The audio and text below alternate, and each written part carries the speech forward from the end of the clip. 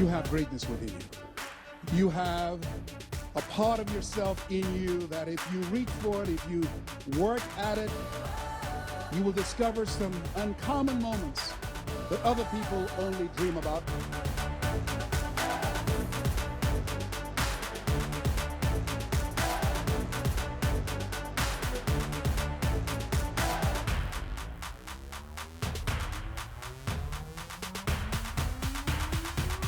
It doesn't matter who you are, or where you come from, or what you look like. It doesn't matter how old you are, how young you are, your age, you can achieve anything that you set your mind to. Sport has the power to change the world. It has the power to inspire. It has the power to unite people in a way that little else does.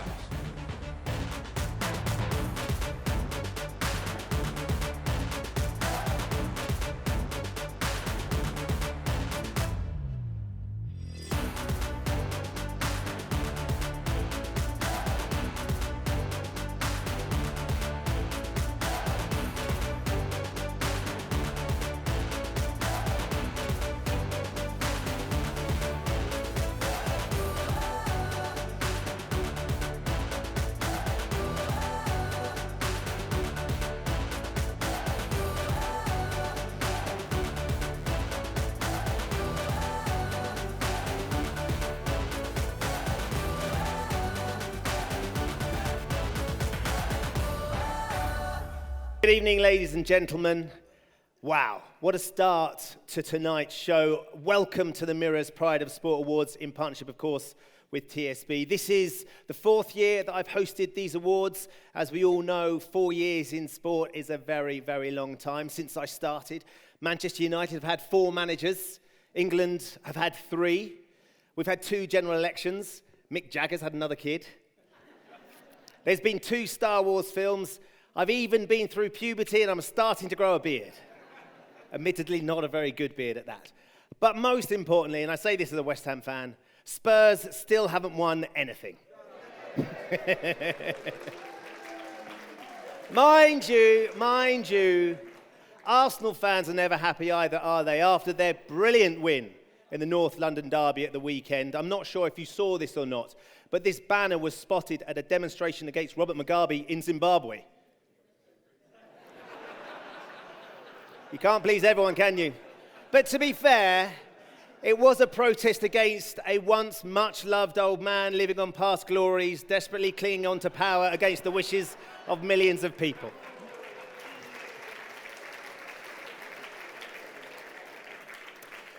As usual, at this time of year, the real sporting action is taking place on the other side of the world. Not the Ashes, of course, which starts later tonight. But we have 2 sportsmen in I'm a Celebrity, Get Me Out of Here in the jungle. Oh, yes. Dennis Wise and Amir Khan. What were they thinking? Dennis, of course, surrounded by all those terrifying snakes, poisonous spiders, and killer crocodiles. It's the scariest place he's been since he shared a dressing room with Vinnie Jones. And as for Amir Khan, showering himself in glory, to be honest, his wife's just delighted that he's not on Twitter. And yes, I am only brave enough to say that because he's 12,000 miles away. Right, there are a lot of sporting greats a lot closer to home right here in this room, in fact. It's an absolute pleasure to look around and see so many familiar faces. If I were to name check you all, we wouldn't have time for the awards, but we have gold medalists, we have world champions, we have record breakers, international stars, and legends who have given us some of the most spine-tingling moments in our nation's sporting history. But, as we know, the real stars of the show tonight are our winners. The stories you're going to hear, as David said earlier, will inspire you, they'll move you, they'll make you realize the incredible, magical power that sport has to bring people together. Our theme this year is We All Start Somewhere, whether that's children just starting out in sport or adults getting off the sofa and taking their first steps towards a sporting challenge. And that theme is reflected in every single one of our winners this evening. Their inspiring journeys all started with a single step. I was on the judging panel again, and there were so many incredible nominees on the shortlist. Choosing the winners made the Brexit negotiations look simple. We had tears, we had rows, we had tantrums, and that was from Mark Foster and Karen Pickering arguing over lip gloss. It got serious. That said, the winners we chose are undoubtedly the most incredible people, and I promise we are in for a truly inspirational night. So, without further ado, I've been talking enough. Let's meet our first winner. This is someone whose determination and dedication and selflessness are simply awe-inspiring.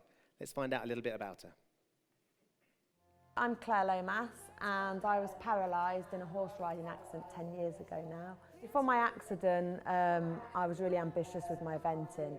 I just reached the highest level in the sport about 10 months before my accident. So all my dreams and ambitions were coming true really, and I wanted to go on from there. Claire was always very sporty, loved horses. Horses were her life. She was very successful, very good rider. So May the 6th in 2007, I went off to Osberton Horse Trials, and it really was just a misunderstanding between the horse and myself.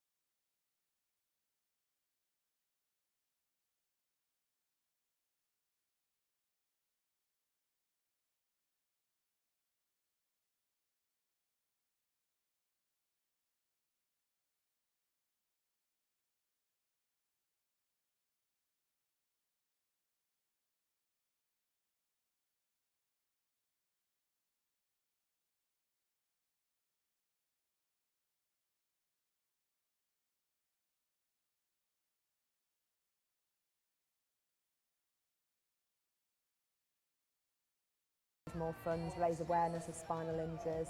The support I got out there was incredible, and the fundraising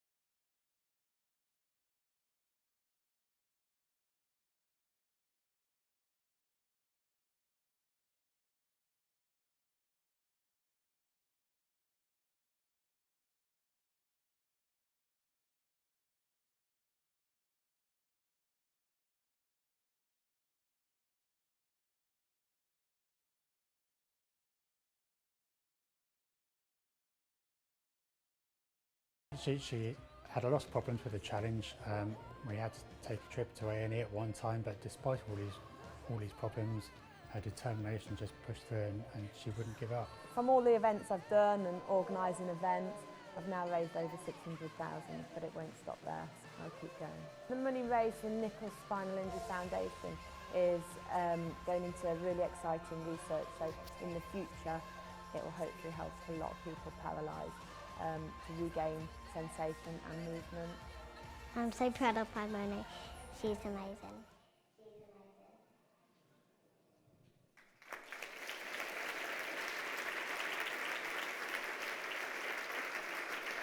Ladies and gentlemen, please welcome to the stage our Disabled Sportsperson of the Year, Claire Lomas.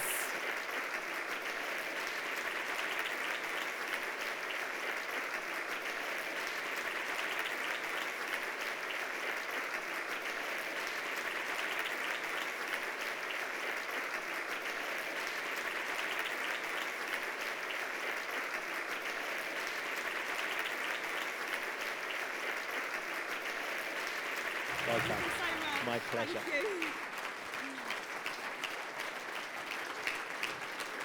Have a good look. So, you thought that was tough till we put our ramp in for you to try and get up on tonight. Yeah, that challenged me.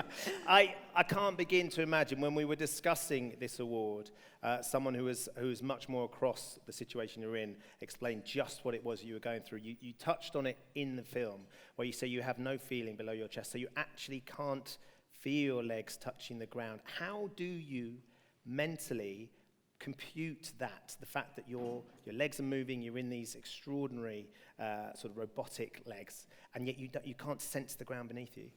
Yeah, it's tough. Even when I first got in the suit, which was in 2012, and I only had 12 weeks to learn to walk in it. I was the first person in the UK in the suit, so the physios were learning with me, really. And when I got it right, even that, I had to focus on where my body was, because I haven't got any feedback from where my legs are or the ground or anything. And then I was taking one step, and I catch a foot every time. And I was going on like interviews on things like Daybreak and different things, and I was saying, I'm walking the London Marathon in 8 weeks. I couldn't even walk across the room at the time. I was thinking, how am I actually going to do this? And then I did get a little bit better, and I went outside, and I was back to square one.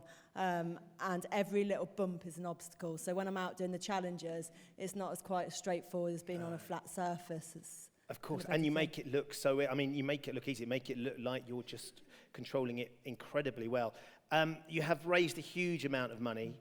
What sort of things is it you're hoping to do with that money, and what's the reaction you've had from young disabled people who have seen you and thought, hold on, maybe there's a chance for me here? Yeah, well, I started off speaking in schools. It was after the London Marathon, and the reaction from the kids there was amazing. So if it helps one or two on the way kind of achieve what they want to achieve and not be held back, then it's worth doing it. And the money raised is for the Nichols Spinal Injury Foundation, who are doing incredible work to help cure paralysis. So it's not about walking again. Everyone can see I can't walk, but actually a spinal injury is far more than that. It affects almost everything from your injury level down to your bowel, bladder, sensation, like we said, and almost everything. So it's about regaining some of that. And if you're a neck injury and you've lost the use of the arms, and that's really what made me want to do it, is that I feel genuinely lucky, really, to be able to do what I can do. Thing. I know how frustrating it is, because I've been there and I've done crazy challenges, and as soon as you finish and you've raised your money, everyone sort of says, what's your next challenge going to be? And you're like, can that one not be enough? But of course, because I know you've got it in you now and the bug's there undoubtedly will be another challenge, and I'm sure it's a huge one. What is the plan? Well, my two girls are quite a challenge. You don't realise how much it cost me in sweets to get Maisie to say that about Mummy. I'm behind her going, sweets if you say but yeah, so they certainly keep me busy, and they're my priority. But I've recently got my motorbike race licence as well. I actually don't like going slow. I much prefer going fast. So the challenges are really tough. So yeah, I've just got my licence, and I'm hopefully doing a challenge next year on the bike. So fingers crossed. Incredible. A round of applause for that. Undoubtedly, you'll attack it with all your passion and enthusiasm, Claire. Just brilliant. Well, to present Claire with her award, we have two people who aren't scared of a challenge or two, Olympic gold medalist James Cracknell and marathon runner and TV presenter Jenny Faulkner.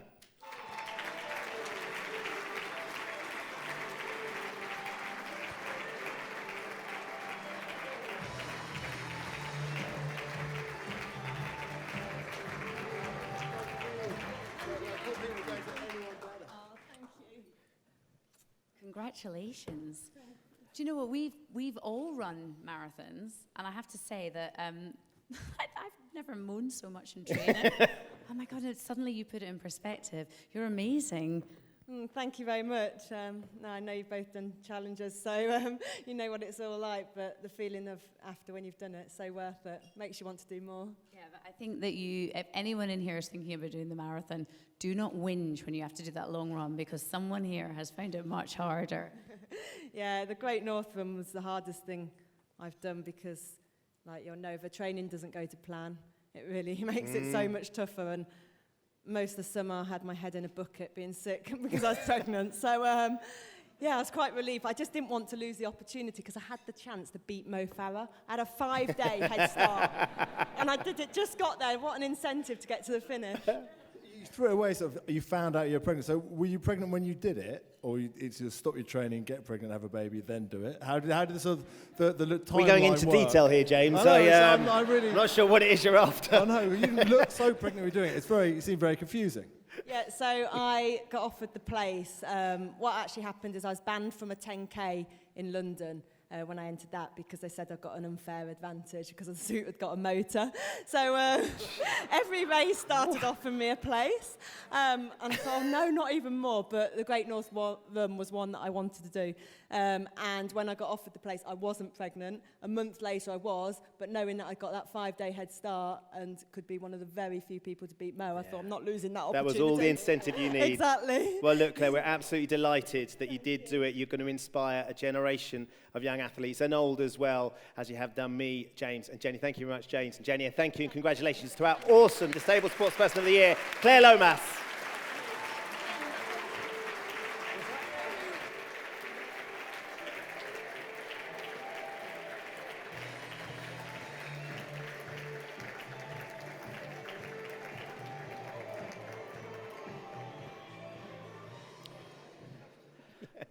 Right, our next award. Now then, the word courage is overused in sport. We use it all the time, don't we? Maybe to describe a Premier League striker stepping up to take a penalty, or perhaps a professional cyclist riding up a hill just a little bit faster than all the rest.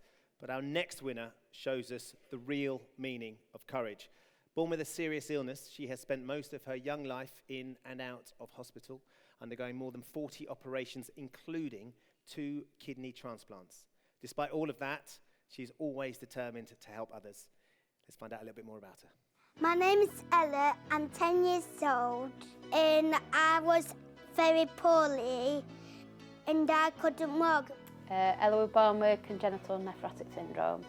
It's basically kidneys are leaking protein, cause kidney failure, requiring dialysis and transplant. Ella spent most of her time in hospital. She was in hospital more than she was at home. I used to think sometimes, is she going to see another day? It got that bad. It was just a horrendous time, yeah. My dad, right, he gave me 2 kidneys, but it didn't work. But they had to try again. Got to a point where we did get told initially that it was impossible for her to have a second transplant. But luckily, further tests, she got a second transplant off her nana. When I was in the children's hospital and they said that I was compatible, I was amazed, yeah, that I could go ahead and do it. Ella just always wants to help people, and I think she knows more than anybody what it feels like to be in hospital. And she's seen other children be sad and be upset, and she just wants to help. I want to do Manchester's one because it's nice to do it, but when my legs hurt, I'm not giving up. And my motto is don't stop believing. So Ella's taken part in the Junior Mini Run as part of the Great Manchester Run for 3 times now. Ella, being Ella, wanted to cross the finish line without the aid of a walker, and this is actually quite a major achievement for her. I was running in finish line, and then it was so great. Oh, Ella, there's never a dull day with Ella. She's always making us laugh and smile. She came down one morning and just said, I want to make all the poorly children at hospital can get well cards. I made the cards from Trojan Hospital because I really want to make them more, to make them happy and smile. It's about 250 beds in the hospital, Ella. She says, I'm going to do it. And she spent all summer, first thing she wants to do every morning, make these cards. I want to say well done and thank you, help doing the one. And I'm so happy, and yeah, thumbs up, well done. She's taken part in all these different runs across the country to raise even more money for the charity. I really can't put into words how proud I am of her. Extremely proud. I love Ella to bits. And cut!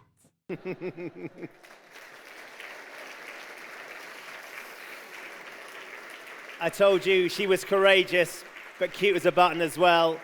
Ladies and gentlemen, with her mum, Karen, please welcome the incredible Ella Chadwick.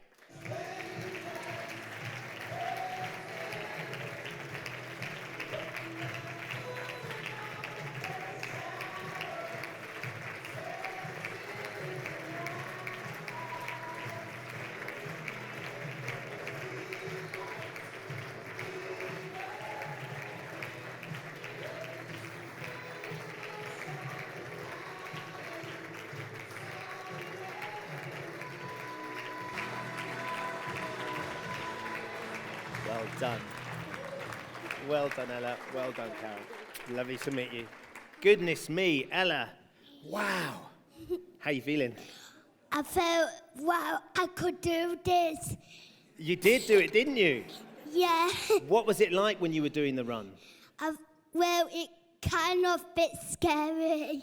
Really? Why was it scary? Because I was quite conscious not trying to do finish line. Oh, you had to get the finish line, and it was tough, wasn't it? Yes, it was tough. So what was that moment, Ella, when you crossed the line? What was that moment like? You asked the one, and I've been wanting to help Children's Hospital in that charity. And then after and done Great Swans and all that. Ella, isn't she beautiful, everyone?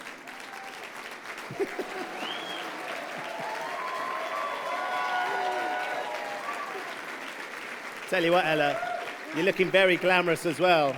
Yeah, I am. Yeah. Yes, you are.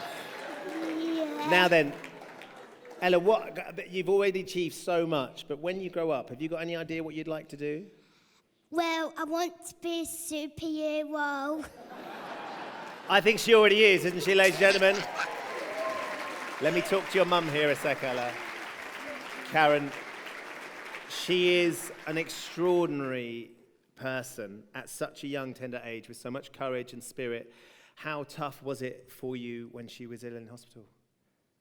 It was so tough, and sometimes you look back, how did we get through it? But Ella, from day one, despite being stuck in bed all the time, so many tubes and wires, so many operations, she'd just be singing, smiling, and people say, why are you not crying all the time? And you couldn't with her about, she still wanted to play, she still wanted to sing, so we took a lead. Yeah, so she led you with her enthusiasm. Yeah. Your proudest moment, was it that moment when she crossed the line? Yeah, without the walker. She'd wanted to do it the previous year, didn't quite manage it, and then she did it because she couldn't even get on her feet. It was only about a year or two ago she managed it. Wow. So it's an incredible achievement. Yeah, Ella in sport, you never would put together. This is just unbelievable that she's here, and it just wasn't an option. Well, the power of sport, exactly, and your spirit as well. Now, I understand, Ella, that you're quite a fan of pop music, aren't you? Yeah, I am. Okay. Well, to present your award, we have two pop superstars. Okay. Do you know what? They're big fans of yours now as well. I know.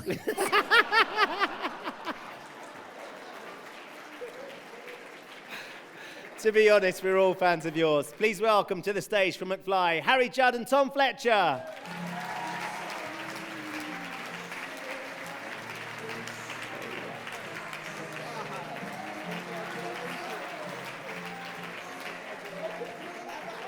I want to hug you. Well done. It is such an honour to be here to present you this award. It's incredible what you've done. You must be so proud. Yeah, you know it is. Harry and I are both dads, and I think if our kids, because you're not just courageous, you're kind as well. How many letters did you write? Over 200. Well, I'm just done lots of them. A lot. That's a lot. If our kids are half as courageous and kind as you, then, well, I think we'll be amazing dads if that happens. Congratulations. Thank you. Yeah, I just wanted to add, Ella, you look absolutely beautiful this evening. Don't you agree? Yeah. Ella agrees. Yes. Thank you very much, Harry. Thank you very much, Tom. Ladies and gentlemen, please put your hands together for Karen and Ella.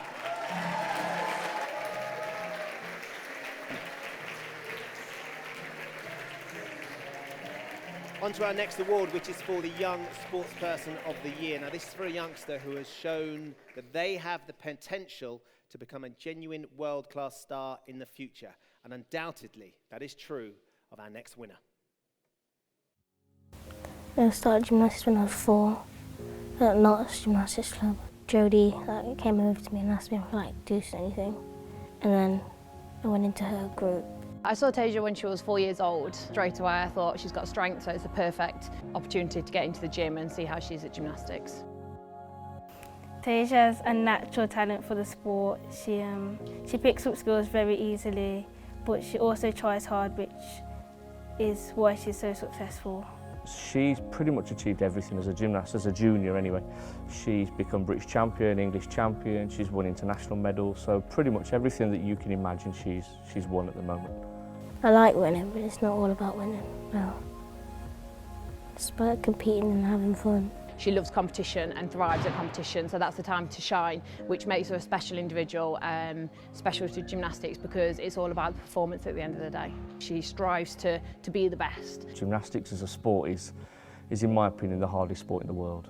It's not just one specific thing. It's strength, it's flexibility, it's rebound, it's commitment, it's mental strength, it's physical strength. So if she's at school during the day, then she travels an hour to get here. She does 4-hour gymnastics, and then at some point she's got to find time to do her homework and her coursework and prepare for exams. It's really hard to juggle the schoolwork with training, but because me and Tasia both are very passionate about the sport and we enjoy the sport, we find time to catch up with homework and keep up with both. Tasia's future is really bright. She's got an exciting year ahead of her with Commonwealth Games, Europeans and World Championships, and hopefully we'll get to the big goal, which is Tokyo 2020.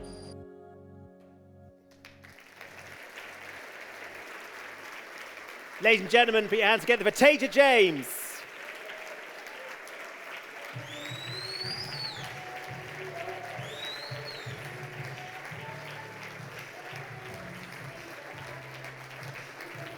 Hi Tasia, lovely to see you. How you doing?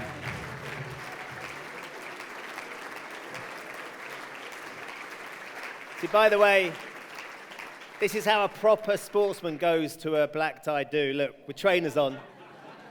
Can't mess up these feet. Tasia, it's extraordinary watching you do your gymnastics, but I know how tough the training is. We heard your coach talk about it then. At your age, when you know your mates are out having a good laugh, do you ever think, oh, I just can't be bothered? Yeah, sometimes. And what do you do when you know, that strikes? I just think that the hard work will pay off, so it's fine. That's absolutely true. Ambitions, what would you like to be achieving? Where would you like to see yourself in the future? Going to the Commonwealth, Worlds, Europeans and Olympics. Commonwealth, European, Olympics. Do you think she's going to do it?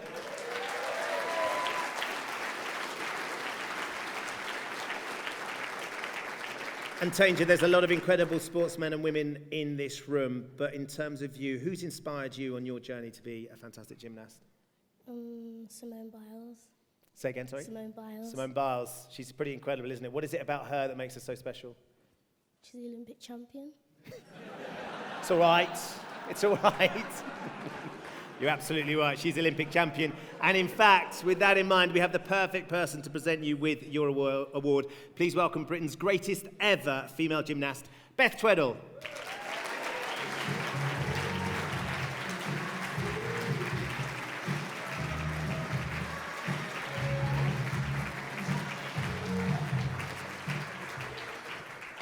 I think for me, I've watched this young talent come through since she was about 9 years old, and she is a super talent. She's got so much passion for the sport, and I think the fact that her future is just so bright. I've worked closely with her coach, Jodie, I know is sat in the audience tonight, and they just work well as a team. They've got that unwritten dream, they know where they want to go, and definitely a name to keep in the books for the future. So I think I just want to say good luck to you. I know it's a big year next year. She goes from having been a junior this year to turning into a senior, which is a huge step, but someone standing in front of us will have no problems doing it. So good luck to you for next year. Thank you very much, Beth. And ladies and gentlemen, I give you our star of the future, Tasia James.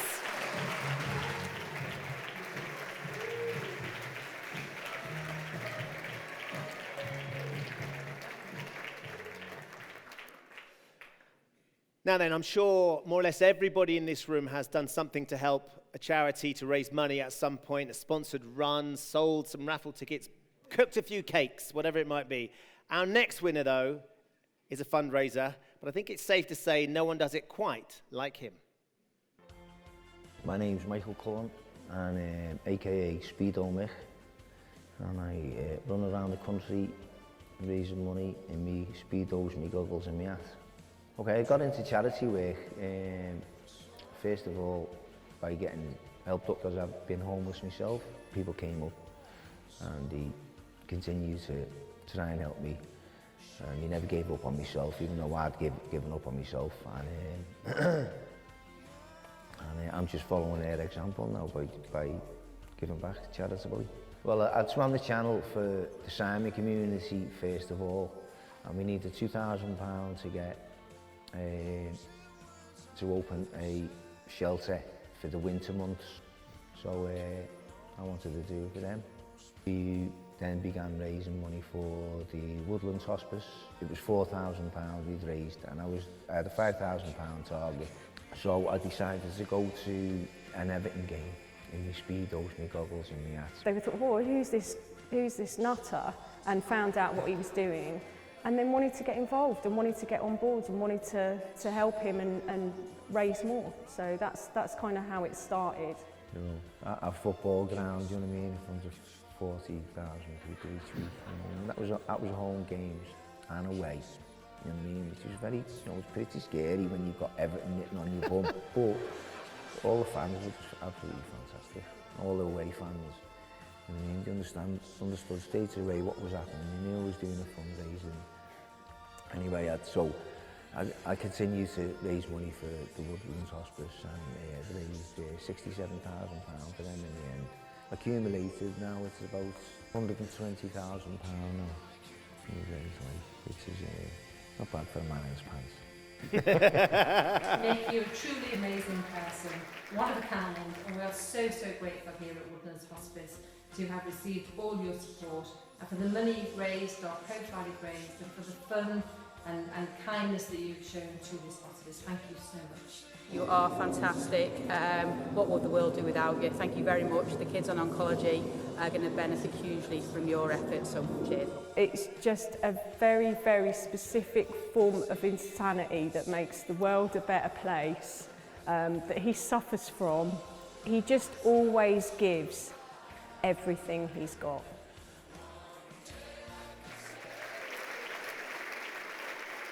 Ladies and gentlemen, it is Speedo Mick Cullen.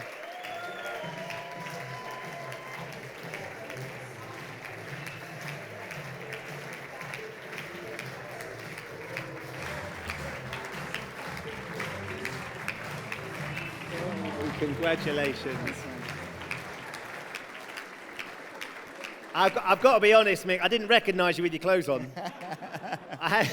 Part of me's a little bit disappointed you're not in your Speedos. Well, I was earlier on, you missed it. You've been in your Speedos already? Them, yeah. There was quite a swell. That's the wrong word.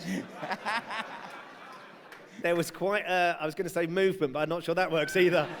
Quite a lot of the judging panel, when we agreed that you were going to be the winner, were quite keen that I would be wearing the Speedos as well at some point. Unfortunately, I don't look anywhere near as good as you do in those Speedos. Don't believe you. Where did the idea come from, Mick? What made you first think, do you know what, I've got a good idea, I'm going to go to the football in my pants? Well, it's a bit like what my wife Rachel said. It comes from a little bit of insanity.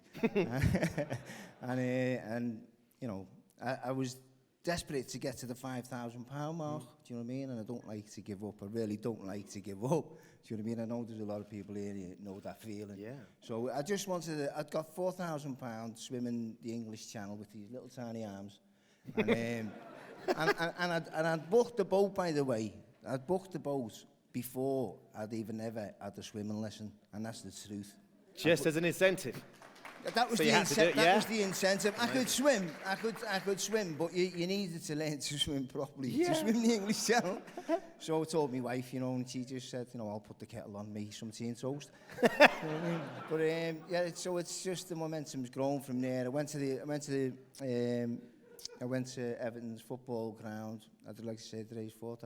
I thought I'm going to get I was celebrating as well that the fact that I'd swam the English Channel, because I still, even though I'm standing here today, still can't believe that I swam the English Channel. Do you know what I mean? And so I raised the rest of the £1,000 I needed, you know what I mean, to get the £5 grand target, yeah. But it just went nuts, and there were so many people smiling and laughing. It wasn't just about the money that was getting raised, it was just bringing loads of smiles to people's faces. They're all getting photographs and stuff like that, you know what I mean? But it was, you know, in the early days, like, people were kicking my bag away from them, that I had my clothes in, do you know what I mean? They would go, you know, you're not sitting next to me and all that, because we were on Sky TV that day, you know what I mean?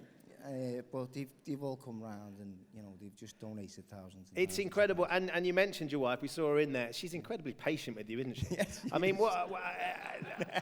for heaven's sake, I mean, what does she make of it all?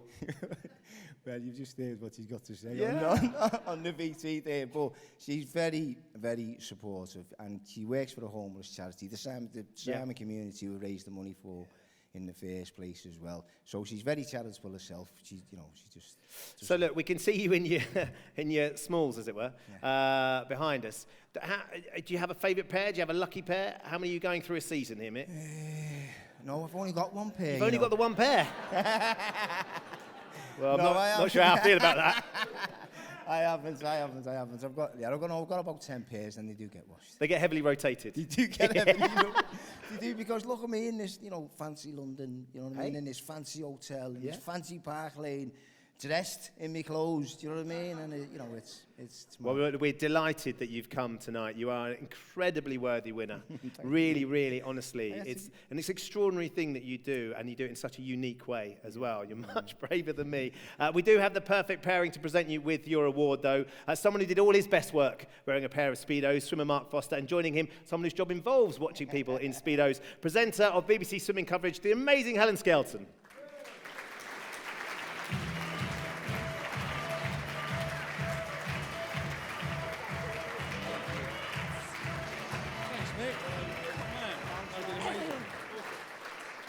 Mick, congratulations. I'm sure everybody would agree that it's people like you that make the world a better and a more colourful place. I mean, nobody can question your intentions, what you've done, how hard you've worked. I mean, people could probably question your fashion sense, but ironic, who am I to talk about what someone wears? We are a little bit disappointed you're not up here in your Speedos, because Mark, well, it's hard to get him out of the house in anything other than Speedos, isn't it? In fact, as Helen used to present Blue Peter, she rang me a couple of days ago and said, "You wouldn't wear your Speedos tonight, would you?" No. Dun, Unfortunately, I hung my Speedos up 9 years ago. Thank goodness for that. Hold on. This has escalated.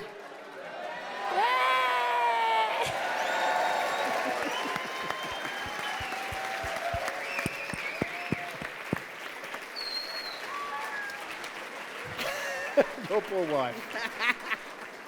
I'd just like to say respect to you for the money you've raised, and I just hope the players on the team give as much commitment as you do. Well, they don't, do they? They don't, no. If they did, you might stay up. But a little secret, if you shave down, you might make a little bit more money. All right. That's another option. No, well done. Mark, Helen, thank you very much. Please put your hands together for Mick and his Speedos. Well done, mate. Great. Can I get that? That escalated, didn't it? Quick. All right. So we move on to our next award. Now, we all know how much sport can help kids. It's why we're all here tonight. But in some communities, children and young people aren't always able to take part, often for social or cultural reasons. Our next winner is a one-woman task force breaking down barriers and opening up the sport she loves to the young girls in her community. Here she is. My name is Mariam Ali. I'm a level 2 cricket coach. I have done coaching sessions in Leeds and Bradford, particularly aimed at girls, Asian backgrounds. There are a lot of challenges. Already it's identified that young Asian women are not very inactive. They're not involved in sports and physical activities.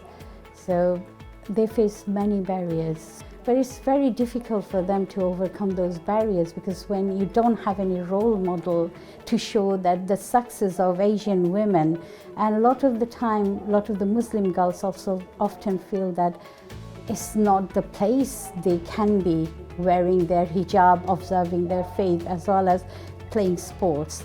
I do want to do sports, but it's hard finding just a girls-only group. And when this girls-only group come, it was good, it was beneficial, because my parents were then allowed me to go. She's kind, she respects us, and she encourages us to play and support each other. Her passion in life is getting the best out of the kids, and if she can do that as a coach, that's a real great role model to have. Miriam being the one that was leading it, it kind of gives us all inspiration on that as well. Because then we've got someone if we wanted to do sport, then we can look at her and be like, well, yeah, she's done it, so we can do it too. She is a star and role model for many Asian girls who will look up to her, and then they will try to be the next generation of stars. I hope the future for female cricketers is very bright and successful, especially for Asians. She makes me feel comfortable, and she makes me feel that I can speak about anything we want. She's an inspiration to everybody around her. To be honest, she's just like a big sister now. Ladies and gentlemen, our Coach of the Year, Maryam Ali.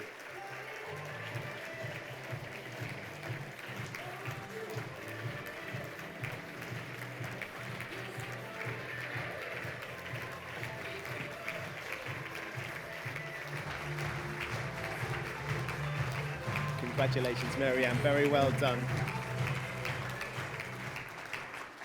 Congratulations, Maryam. Very well done. What is it about cricket that you love so much? I used to love doing it when I was a young child. And the experiences I had, I felt like it was my duty to allow girls to have the same experiences I had. How difficult, though, is it for you, Maryam, to get the girls involved in cricket and get them and their parents to allow them to come and play? It's very difficult. At the beginning, even though the children wanted to come, they felt like their parents wouldn't kind of trust them because of the issues that were happening around in the community. So before I kind of could allow some of the children to come, I had to kind of build that trust with the parents. And then once I built that trust, then, you know, they could let their children go.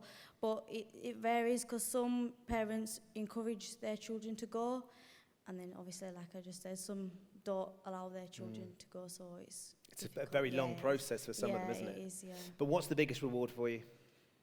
I think the video kind of said it all. I kind of like the most that they can kind of come and feel part of the community and build relationships with other girls, and Yeah, I think it's a very worthy reward as well.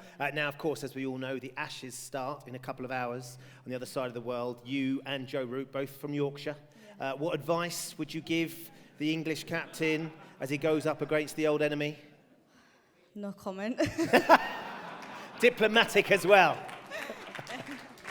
Maryam, you are so much more than a coach, clearly, as we've seen from those girls. You are a role model, a mentor, and you are equipping the girls with the confidence that's going to stay with them for many, many years to come. So, to present your award, we have a pair of Olympic gold medalists who, through their own work, are helping to inspire young women through the power of sport. You're going to have a lot to talk about with these two. Please welcome Queens of the Track, Sport England Ambassador Sally Gunnell and Dame Kelly Holmes.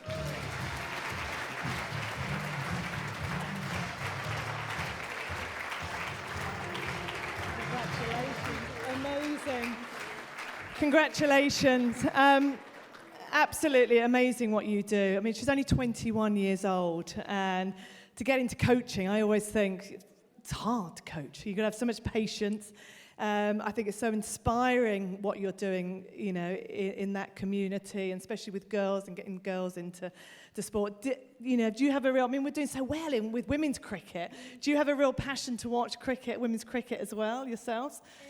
I'm more of like playing it than watching it, to be honest. I have been to a few cricket matches, but I think at the beginning I didn't kind of understand it, but since I've kind of been through the process of knowing all the background information of becoming a cricket coach, I have kind of got a passion myself of watching it and stuff, so yeah. And the future, what do you want to do? You're at university now? Yeah, I'm in my second year studying to become a primary school teacher, so hopefully to pursue that career and hopefully make cricket more of a norm in schools. Go girl, brilliant, well done. Exactly. As Sally said, you know, you're a young girl yourself, but you're inspiring so many others. You know, to be a role model at your age is really special. And the biggest thing is you're a coach. That takes a massive amount of commitment, dedication, being a coach. And there's so many people in this room, including us two, that would never, ever be where we are without our coaches at the grassroots level. The dedication that it takes to see people succeed. And you're at the starting point of your own career, let alone helping other people. So we just want to say, well done, congratulations, thank you from us. Because we never get a chance to say thank you to coaches. And we really are grateful for all the coaches that got us where we are. So good luck, and hopefully one day you'll have a champion as well. Yeah, too right. Thank you very much to Kelly, Sally, and congratulations to Mary-Ann.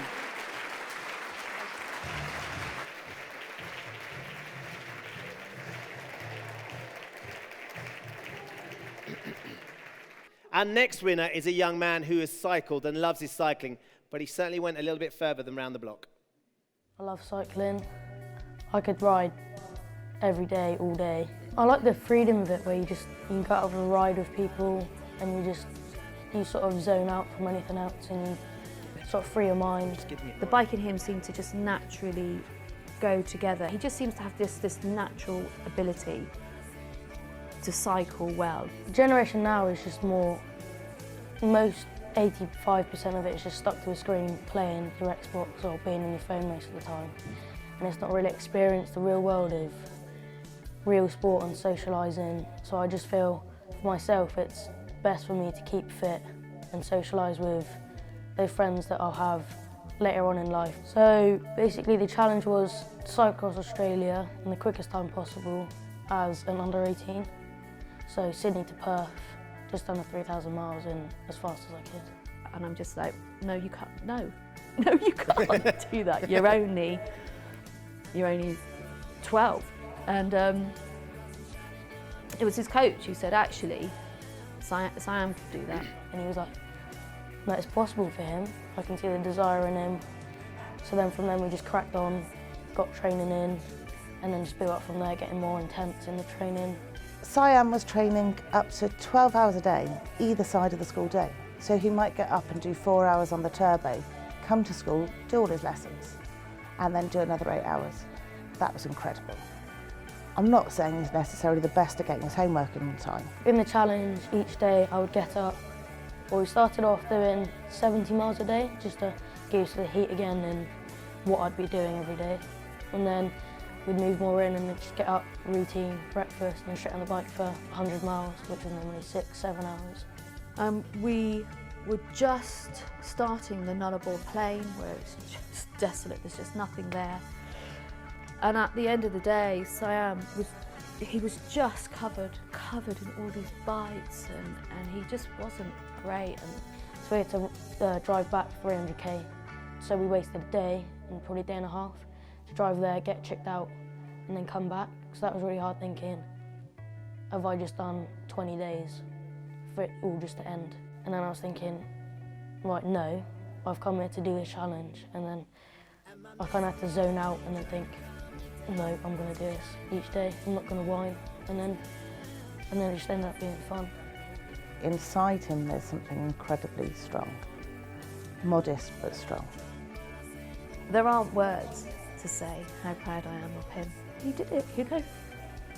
Just incredible.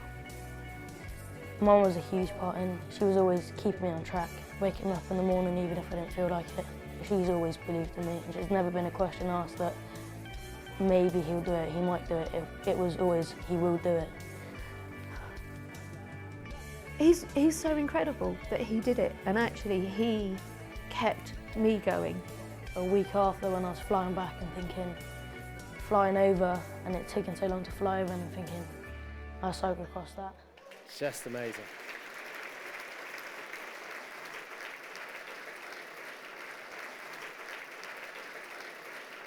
It's just incredible, a simply mind-boggling achievement at the age of 12. Ladies and gentlemen, put your hands together for Siam Jantakaraket.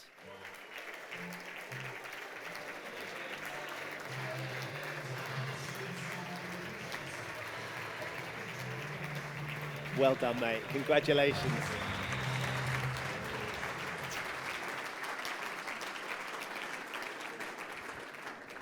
Simon, I can barely manage a spin class, let alone the idea of what you did. How many miles was it in total?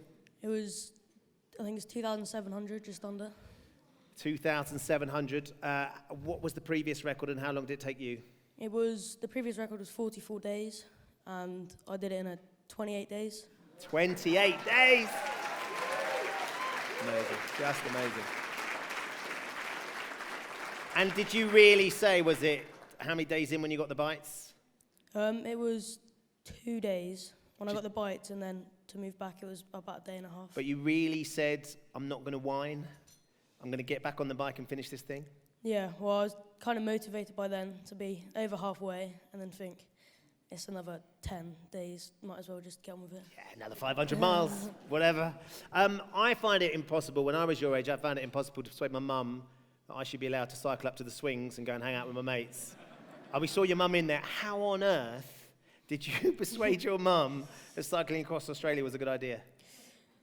I don't know, really. It was kind of, I left it to my coach to... You left it to your coach. By the way, it's the sort of powers of persuasion I would suggest you hold on to as you go through your teenage years. They're going to come in very, very handy. It's an extraordinary, extraordinary challenge. Does it, when you look back on it, does it feel a bit surreal, or are you already planning your next challenge? As soon as I finished, didn't really sink in, and I was already planning my next challenge, and I'd love to do Canada maybe in a couple of years. Why not? Why not? I don't doubt you will as well.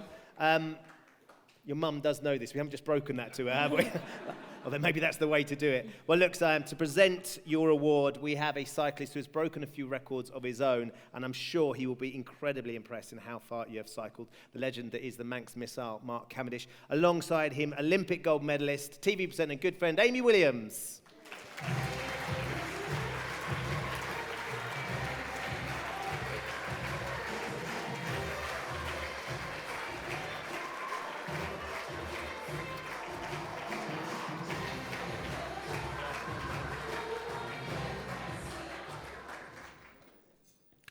Right, so congratulations first, but you put me in a bit of dilemma now, because I ride a bike and then I have to spend time talking about how hard it is, and you just made me look a bit silly now.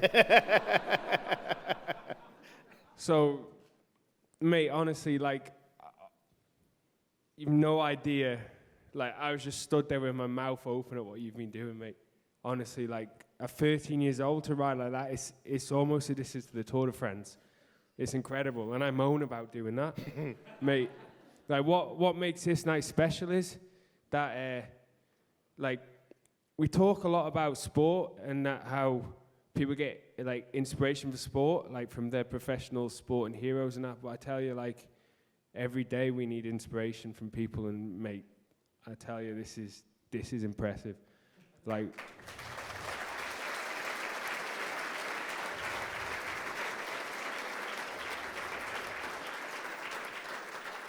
I'm blown away, mate. Congratulations. I spoke to you before. This guy is super humble. Like, really, really, was just like, I just did it. It was just something they just said, maybe I speak to. Like, real inspiration, mate. Like, congratulations, eh?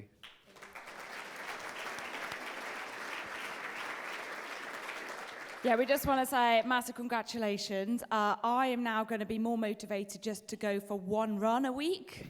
So you have inspired me, and I'm sure you've inspired the whole entire room. So congratulations, and good luck for Canada. Yeah, go absolutely. For it. Congratulations. Tink you, Amy. Thank you, Mark. And congratulations to Siam. Right, we head on to the next award, which is our TSB Community Partner Award. Now, this is for people who have worked together using teamwork to transform their community and the lives of the people around them through sport. Now in Aberdeen, one amazing project is doing just that. Street Sport is a charity that runs free creative and sporting activities around Aberdeen, like football, dancing, tennis. Aberdeen's a very similar city to every other. There is knife crime, there is theft. What we try and do is kind of engage with young people before this is even kind of inbred in their kind of nature or what they want to do. So Street Sport was the hook.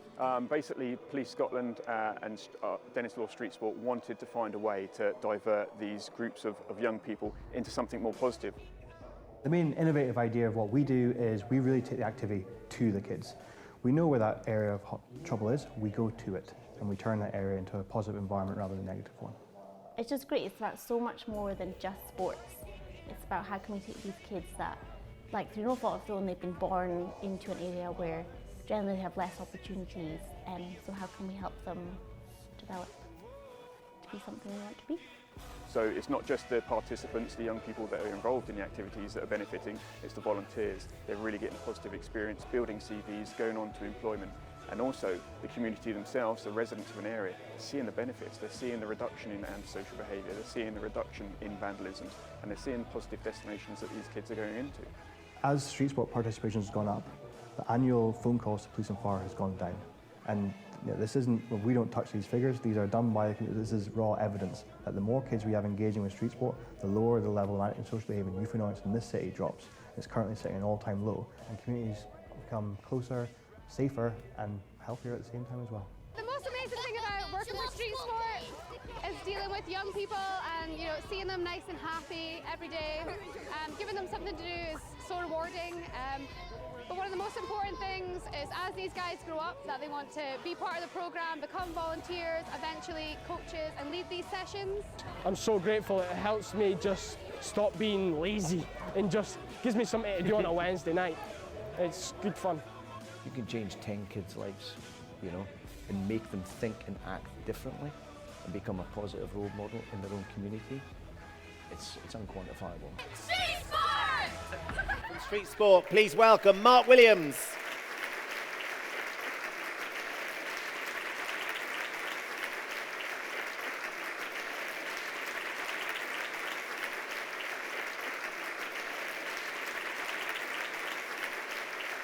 Well done, Mark. Oh, turn round. Come on. Congratulations. Mark just said he didn't want to turn round. Ooh, hello. See, from my world, this is what we do, but from what you're doing, is truly extraordinary. Listening to the policemen and listening to people talk about the impact that street sport has had, that you are actually reducing crime figures in the community, having a really tangible benefit. That was one of the things that I know the judges were really, really impressed with. How does it feel knowing and seeing the difference it makes in your community, Mark? Working for a small charity like Street Sport and Dennis Leg Shop, it's incredible. The work our volunteers do every night, they're all like-minded. They know why they're volunteering. They know the impact they're going to have on a young person's life. And it really puts those young people on a pathway to a positive destination and can, in some cases, really change their life around. One of the things that you have is an unbookable AstroTurf. Now, anybody that plays in a five-a-side team or a football team will understand how tricky it is to get onto an AstroTurf because they're always booked. And that seems like a brilliant, brilliant idea. Absolutely. I mean, nothing Street Sport does is rocket science. It's just what is needed, essentially. So what we've done up in Aberdeen is built Scotland's first free of charge, unbookable, floodlit AstroTurf. So the community come along and they just use it. And they can always play. They can always play. You press a button, floodlights come on, kids can play. As an instant result, antisocial behaviour drops, calls to the fire brigade stop, calls to the police stop. The kids are healthier, they're having fun, their interaction is breaking down isolation barriers, costs, the whole works. It's not rocket science, it just makes sense. Simple idea that's having a huge impact. What's the measure of success for you now, Mark, and what's the hopes for Street Sport? I mean, we've been rolling out a lot of, listening to young people, you've really got to listen to what they want. And by doing that, we've been able to introduce a number of different programs across the last few years that have seen our participations go from 3,000 to 16,000 in just 3 years.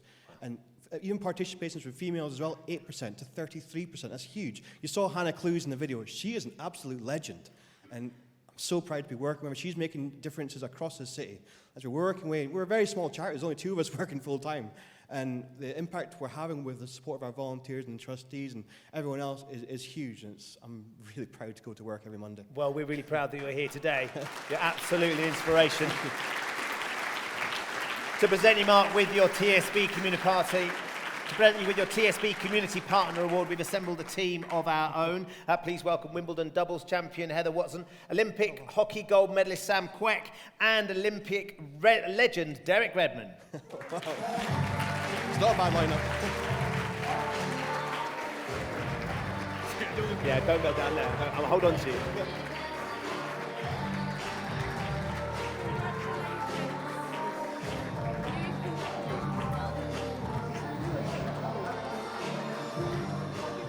Take your award there.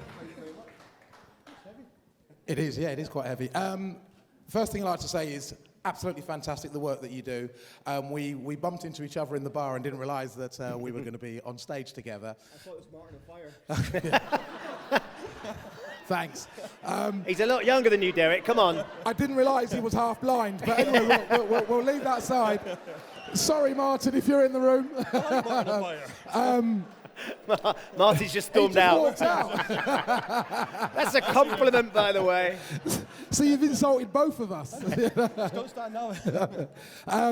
But one of the things that having our conversation that came across, and I think it's worth mentioning that 97% of the money raised goes towards the charity, and there's only 3% that you actually spend on the 2 or 3 people that you employ keeping the whole charity going. 97% actually goes to where the money should really go, and which I think is absolutely fantastic for any charity. The last thing that I'd like to say there is some great sportsmen and women in this room, including Martin Fire. You know, there are some absolute legends in this room, and most of us got into sport and chose that life. But what you guys are doing is actually saving lives through sport, and that's something that I think that needs to go. Needs to be said. Yeah, I think I'm totally preaching to the converted in this room, but the power of sport for good is huge. The ripple effect of the likes of yourselves, getting your world records, gold medals, that inspires kids today. That really gets those kids turning up to street sport sessions and coming along. That's huge for us. You're always like setting up for us. We talked about money and all that kind of stuff. Sure, financial support keeps our charity going, but the most valuable thing we have is time. And I would reach out to anyone here to commit time to a charity like Street Sport that can provide opportunities for children for free. That's the main thing, on their doorstep, and you guys set them up. We'll help carry them on, push them on to positive destinations from there. So please find someone you can help and reach out.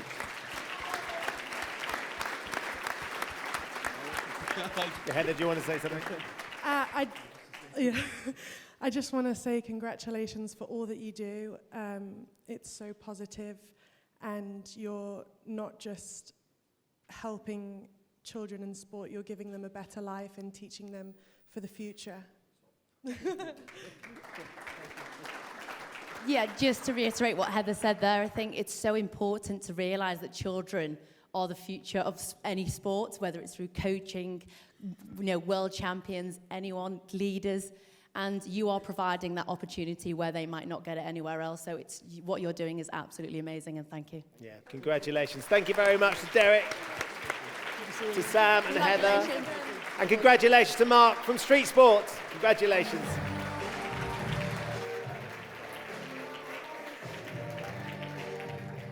We move on to our next award, which is a very special one indeed. Faced with tragedy, our next winner responded in a truly, truly inspirational way. This story is all about the power of sport and how it can change the world and the incredible, enduring strength of a great friendship. My name's Callum Smart, I'm 13 years old and I'm from Swindon. Dan was a brilliant best friend. He was really cheeky, sort of boy that had lots of friends. He was just a really nice, loving, caring boy, really. He was like the only one that understood me. So like, if I was upset, he'd always cheer me up. Him and Daniel were just so close, inseparable, really. So wherever you'd see one, you'd always sort of see the other one next to him. Daniel was out on a bike ride with his dad and his older brother. Daniel was sort of at the back of the group. Going up a road, and a road sweeper was coming the other way. I just got a phone call from my oldest son Robbie, just saying to me, don't panic, but there's been an accident.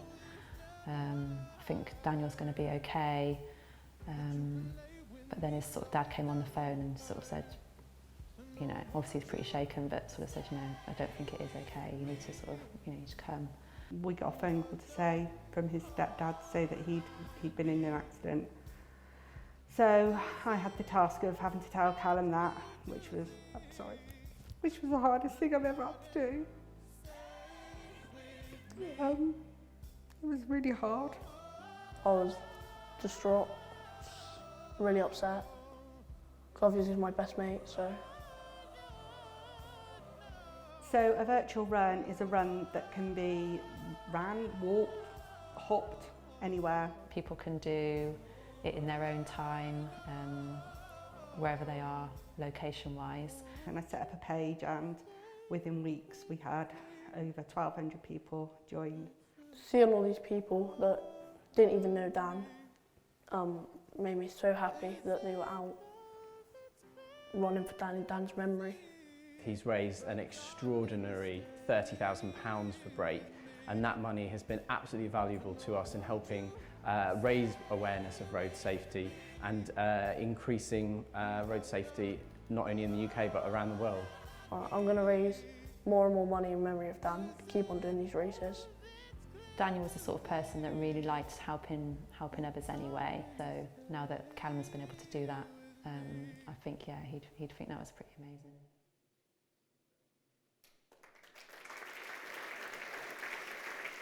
Ladies and gentlemen, with his dad Marcus, please put your hands together for our Young Fundraiser of the Year. It is Callum Smart.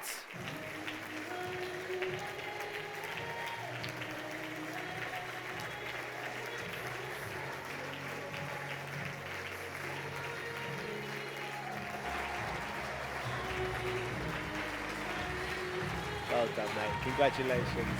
Well done, Marcus. Congratulations. Wow. Very well done, young man. You've made your mate Dan world famous. I would imagine, and it struck me that he's that sort of guy, he would have been very, very proud of you and what you've managed to achieve. How do you feel all about it? Speechless. Is he usually speechless, Marcus? Pretty much. Oh, that doesn't bode well, does it, for an interview? Where did the idea for the virtual run come from? Well, basically, my mum told me about it, and then I just thought it was a brilliant idea, and then I agree with everything. Yeah.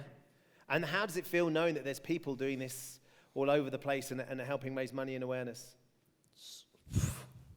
Don't know. Is it all right? Yeah. Yeah. It's amazing. Okay. What are you hoping to do with the money that you're raising? Well, we gave it a lot of money to Break. Mhm. Yeah. Excellent stuff. You must be incredibly, incredibly proud. Not least because Callum's gone through something that you never want any of your kids to have to go through, losing one of his best mates. To be fair, I mean, Break, fantastic charity, road safety.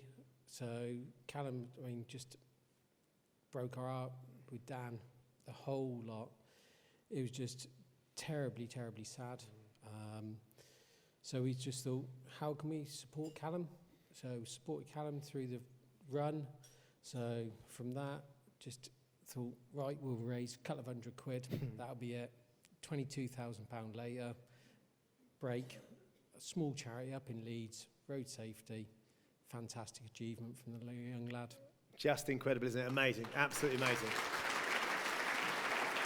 And it will have such a huge impact. Like you say, a small charity, that sort of money makes a big, big difference. We're here to present your award this evening. We have a pair of real runners, fortunately. Former world and European champion, Olympic silver medalist, Ewan Thomas, and double Paralympic champion, Kadina Cox.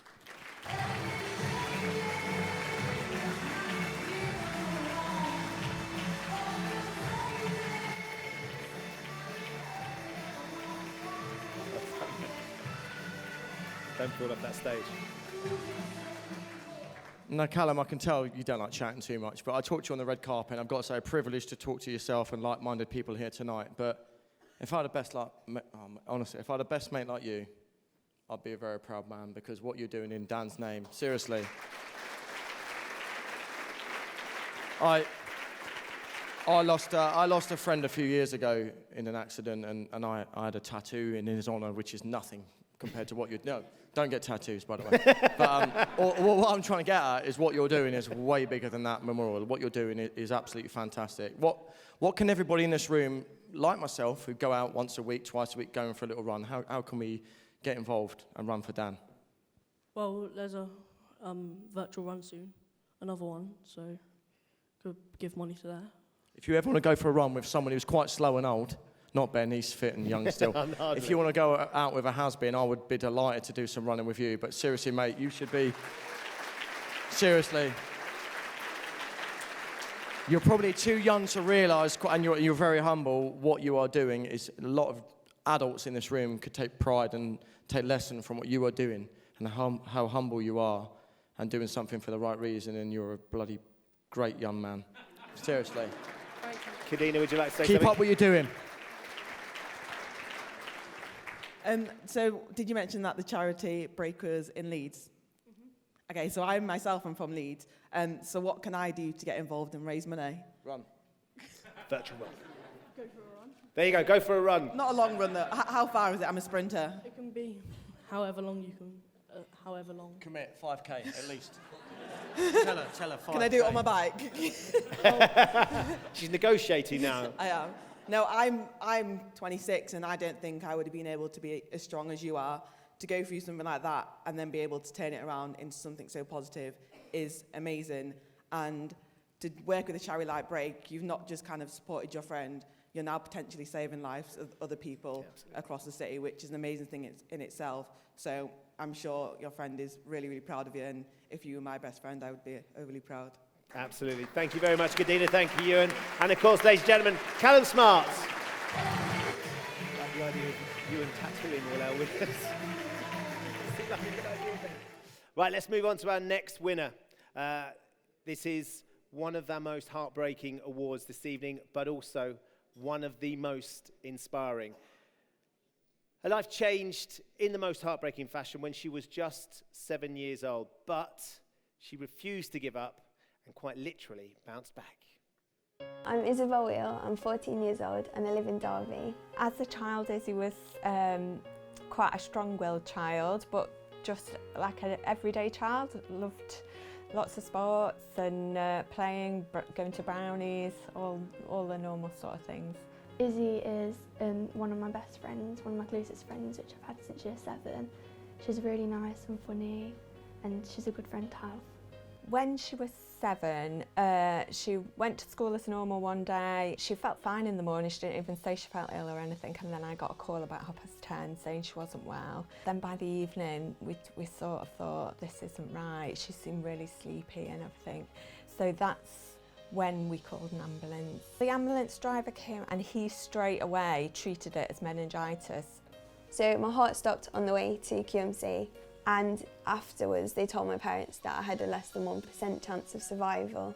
So they were very shocked with my recovery, and they just said that if I wasn't as stubborn as I am, that I wouldn't have survived, because it was just that I wanted to keep going. All this time, her limbs were turning black, and so we knew that she was going to lose them. It was really traumatic, but you knew that had to happen to keep her alive. I think the hardest part was, because of my age, it wasn't like I'd just recently kind of learned to do everything as just a normal child. And so then it was the fact that I had to relearn absolutely everything. So I had to learn to write, to walk. And when I first got my prosthetics, I was really excited because it was like the next step up towards my independence or getting it back. So I started taking up trampolining because there was a club at my secondary school. And so I did just start going because everyone was going, and it wasn't till I'd been a couple of times that I started really enjoying it and realising that I was pretty good at it. I saw Izzy at a trampoline play centre originally at Oxygen, and I thought, wow, she was amazing. She was doing some stuff at school. She just showed true grit, true determination, and proved everybody she can. She's so determined. I don't think people realise how hard it is. Like, it's hard for me, but it must be so hard for her as well. And she's just like battled through it, and she's just amazing for doing that. I really like trampolining because it's really like free, because you're just like in the air. It's like kind of flying sort of. And I really like the adrenaline of it. She's an amazing trampoliner. She's obviously done the nationals and won nationals. I think she's showing people that whatever happens in your life, you can do whatever you want. And I think that's a really good outlook to have on life, and show everybody, you know. Oh, super proud. I was the first moment I met her, and every little achievement just makes you smile. They're all good things, and she's one of them. Yes, I'm very proud mum, to think how far she's come from, you know, a few years ago. You know, it's amazing really what she's achieving.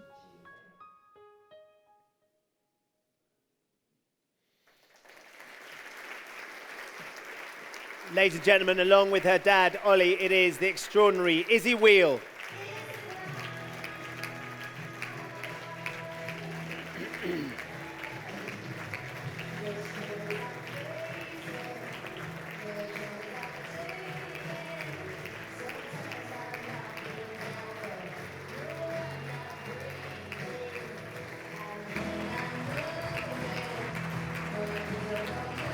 Well done. Congratulations, Izzy.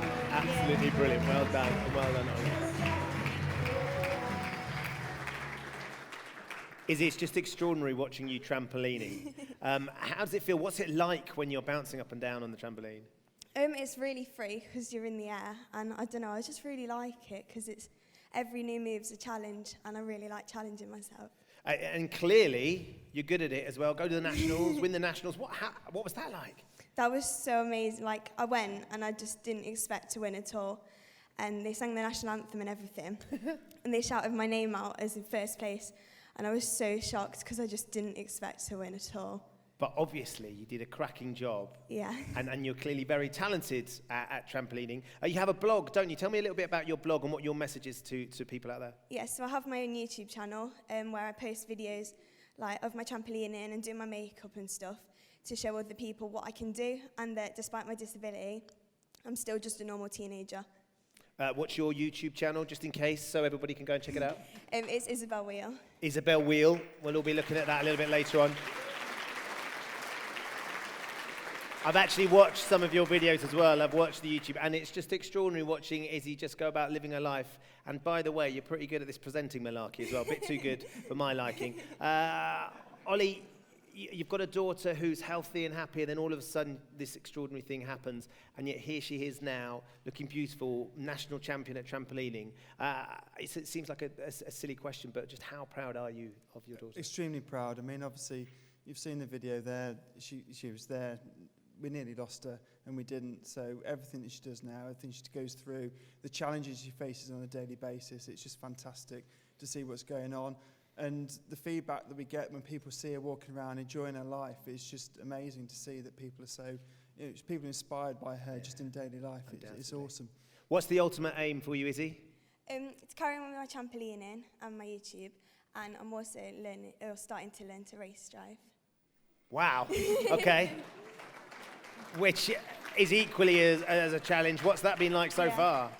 We are starting looking at trying to adapt a car, so it's really early stages, but that's my next goal. I don't doubt you're going to attack that with the same passion and enthusiasm as you have your trampoline. It will be sensational. Just it's awesome to present Izzy with her award. We have someone who is so inspired by your story. They were just desperate to meet you from Coronation Street. It is Kim Marsh. And joining her, stars of your favourite TV show from the Villa themselves all the way off Love Island. It is the winners, Kem and Amber.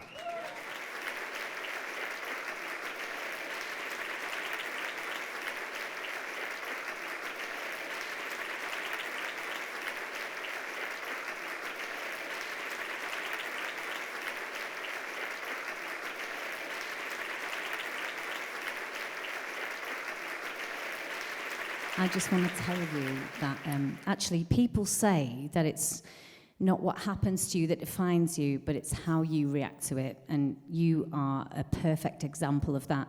You are so brave and so inspirational. Congratulations, sweetheart. We're so proud of you. Honestly, I just want to say you are such an inspiration to so many young people out there. The positive outlook you took on it when I was watching it with Amber, honestly, like, we just couldn't believe it. And the first thing we're going to do when we get home is watch that YouTube channel. Yeah, definitely. I've got to say as well, I heard in your VT you're stubborn. That's definitely something we've got in common, I'm telling you now. But I just want to say, in this day and age, it's so hard to reach for the stars and make your dreams come true. And that is what you've done. And you're an inspiration to absolutely everybody in here and everybody that has followed your journey. So congratulations. Thank you very much, Amber. Thank you to Kem as well. And of course to Kim. Ladies and gentlemen, Izzy Wheel.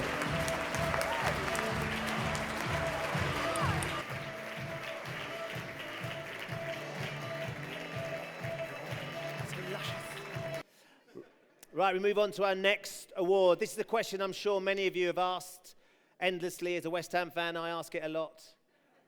What makes a great team? winning is important, of course it is, and our Team of the Year has won plenty of national titles over the years, but it is about much, much more than that. They are also at the heart of their community, offering a sporting home to hundreds of young people. And this year, they showed inspirational commitment and drive to be reborn after unimaginable tragedy. Youth Amateur Boxing Club has a formidable reputation. It's one of the best clubs in the country, and certainly one of the best clubs in London. It's a place you'll always come back to.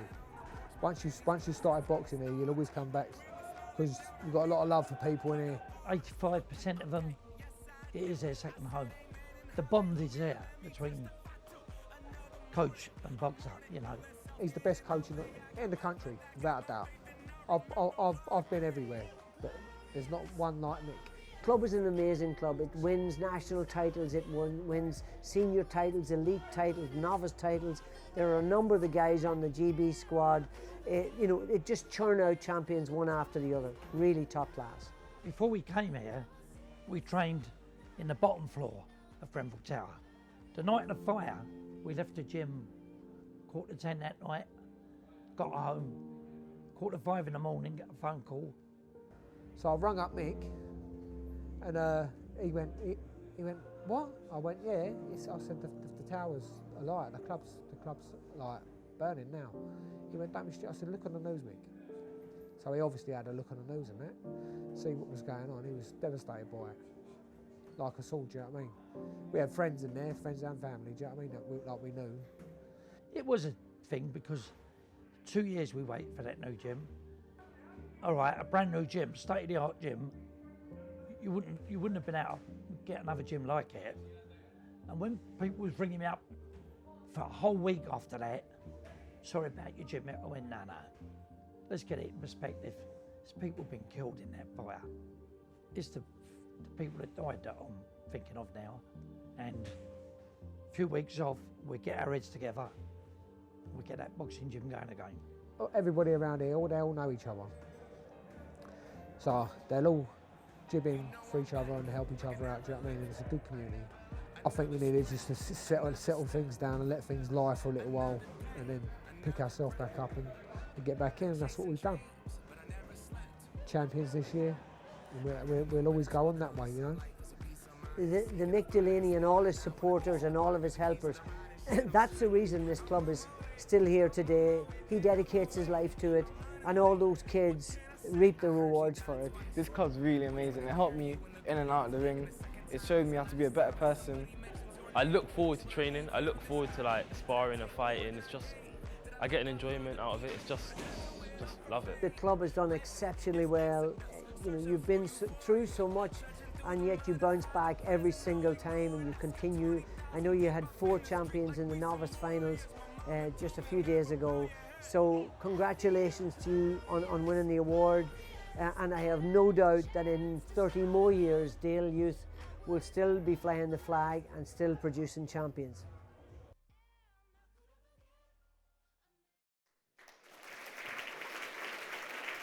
Ladies and gentlemen, please welcome Mick Delaney and Dale Youth Boxing Club.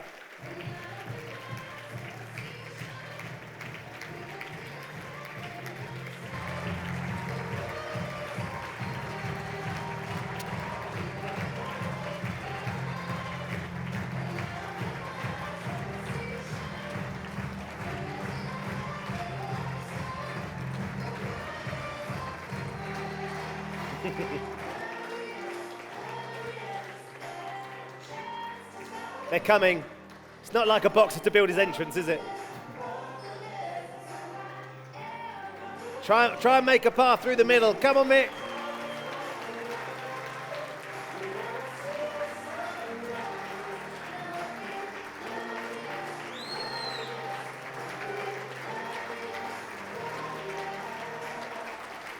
Congratulations. Lovely to meet you. Hi, Mick. Thank you very much. Lovely to meet you. Come on and up, guys. Congratulations. Come on up, boys.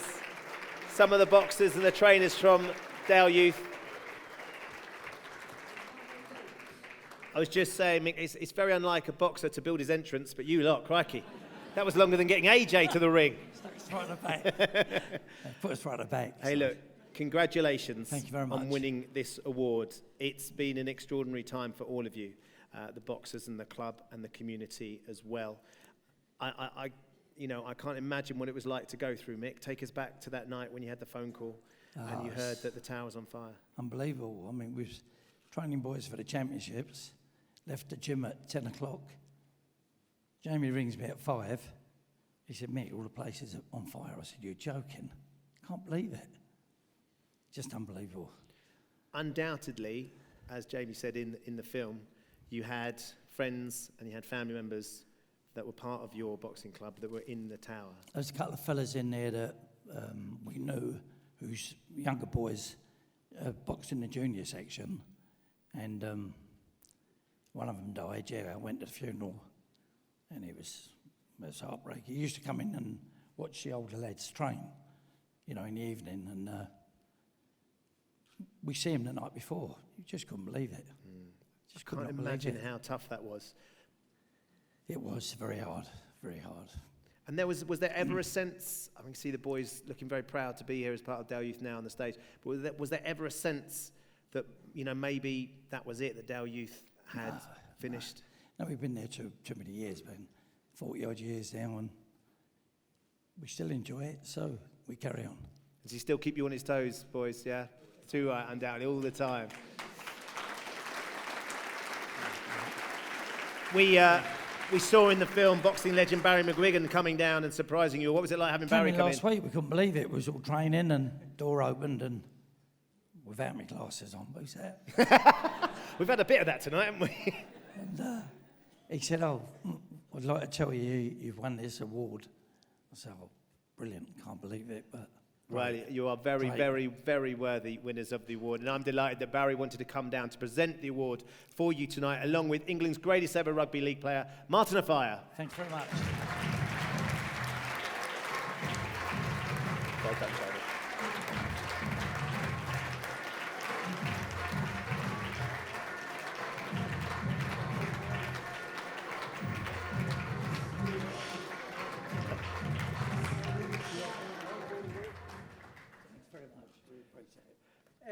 Just to say,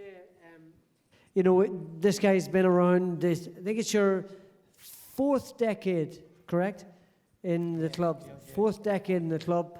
They have produced numerous fantastic fighters, international Olympians, world-class fighters. We've had James DeGale and George Groves both came out of the club. So this man has done, with his assistants and coaches, has done a fantastic job.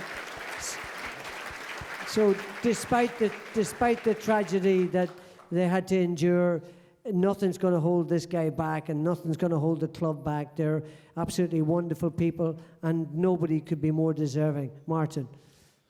Yeah, it's been a fantastic story. There's been a lot of fantastic stories tonight. A lot of people are very brave. What you've done is great. Anyone who's driven into London on the A40 would have seen, the monument that is Grenfell Tower and, what you've done to raise the spirits and give a positive message. It's been absolutely brilliant. Great stuff. Thank you very much, Barry, Martin, and our team of the year. It's Dale Youth Boxing Club. Congratulations. Well done. Thanks, Mark. If you all head off that way, you're all going to go up that way. No worries, mate. Congratulations. You're going to head off that way. There you go.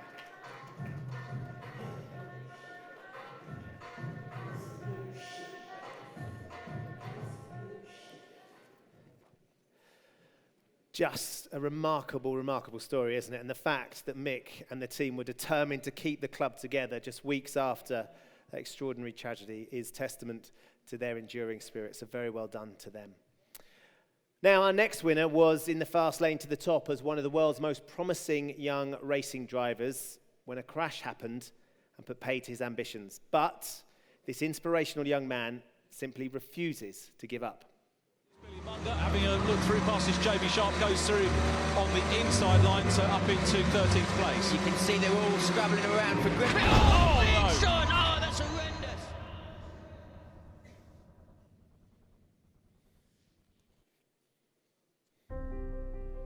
But I was in a go-kart at the age of 6, so I think I've been behind the wheel longer than I've been playing with toy cars for. When I was 10 years old, I won my first British Championship. and then followed that up the next year with another British title and 5th in the world. Yeah, from 8 years old, he was there or thereabouts, always coming home with some silverware. I'd love to win, especially this year, the F4 British Championship, because up until my crash, that was what we were on course to have a good go for it, fighting alongside Jamie and my friend. I came across the line and there was a red flag, seeing that there was 2 cars in the middle of the circuit, you know, debris everywhere. So I'm catching them up, trying to prepare to overtake them, really, trying to get past them. That was all that was on my mind at that point, and obviously they ducked out the way last minute, and I've just, had nowhere to go, just seen this, the rear end of this car. We was then sent to the hospital, said, you go to the hospital because they're going to fly in by air ambulance. So we went ahead, and then we waited at the hospital for probably at least an hour probably before he actually even arrived. So, you know, it was probably 2 hours from when it had happened to when he got to the hospital. So that was probably the worst time, really, not knowing, you know, what the full extent of it was at that time.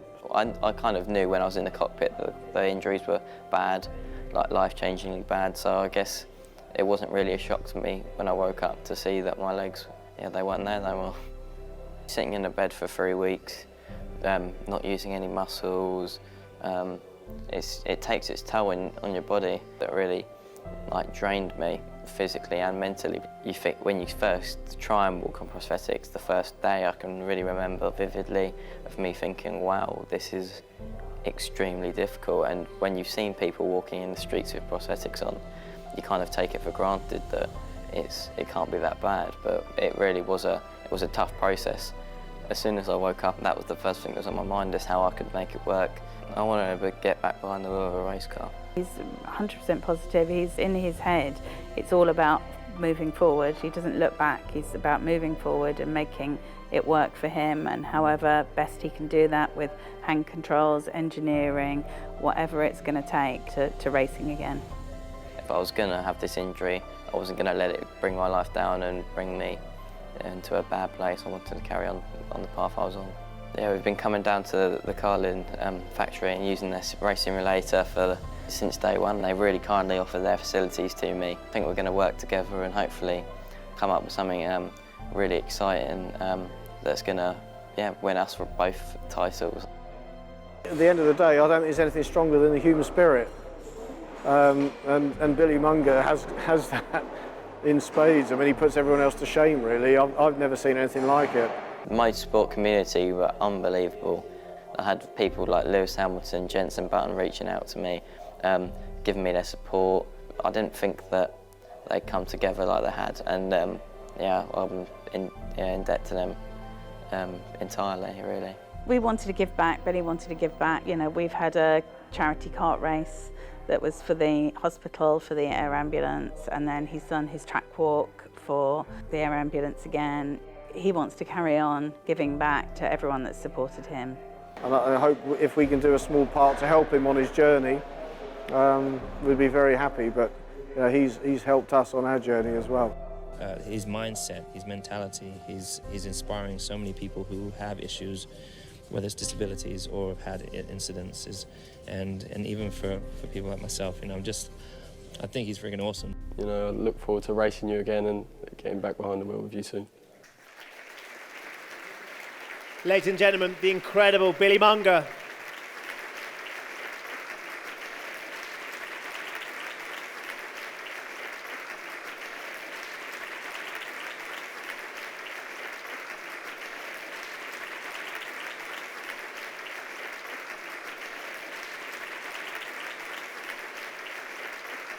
Well done, Billy.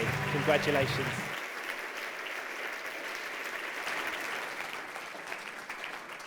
Congratulations, Billy. I think the thing that struck me, and I'm sure many of the people in the room, is just how searingly honest you are about the accident.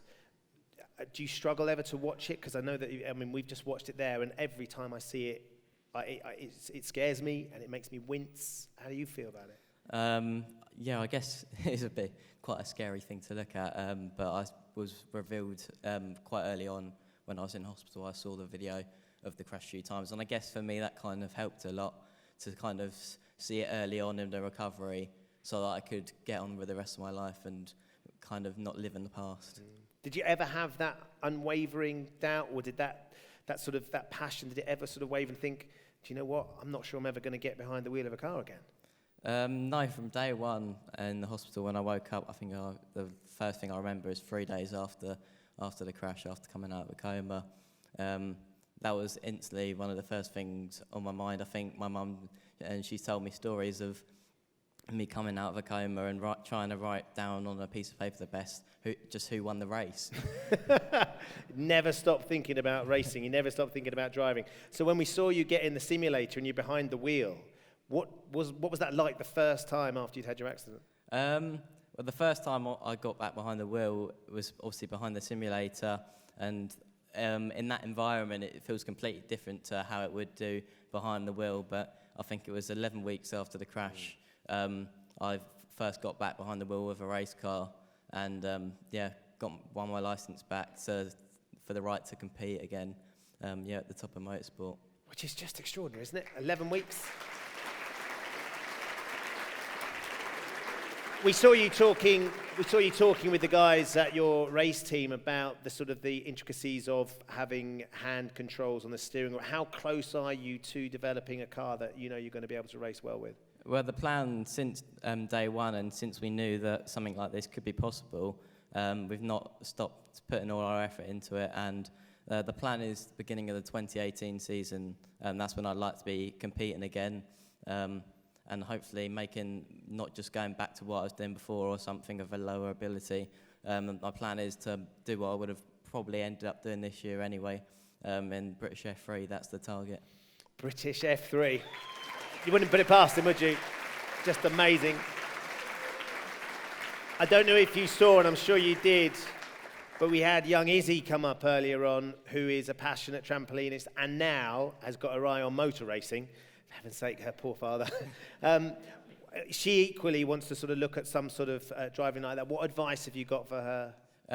Obviously, she's very passionate about sport in general, and getting back behind the wheel was obviously one of the things she wants to achieve, and getting her independence back. So, hopefully, we could do something together, and obviously all progressions in that sort of aspect would make a big difference to not just our lives, but to a lot of disabled people's lives. So Undoubtedly. There you go. So to present Billy's award, we have two more world beaters who, like you, have refused to let anything get in the way of their sporting dreams. Please welcome 5-time Paralympic gold medalist Hannah Cockcroft and Olympic, World, European and Commonwealth champion Greg Rutherford.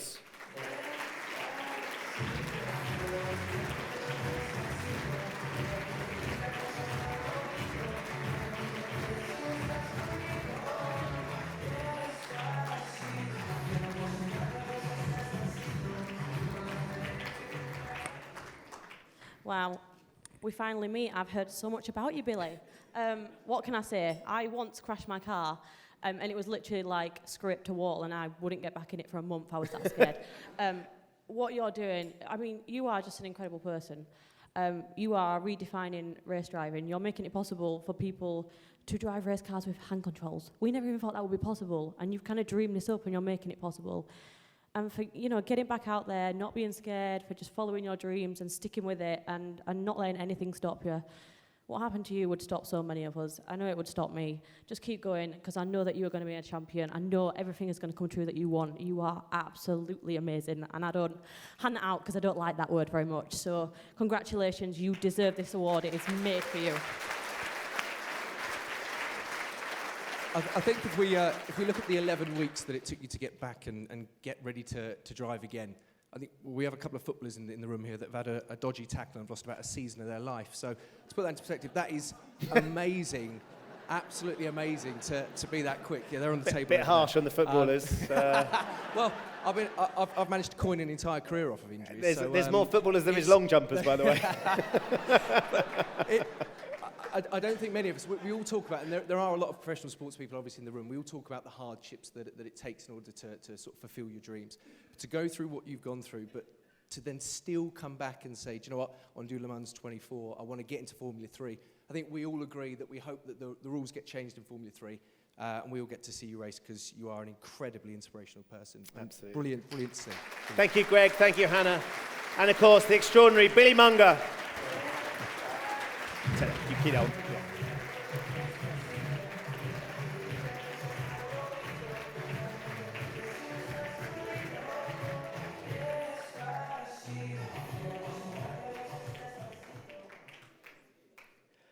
Sol Campbell's keeping his eye on Greg for later.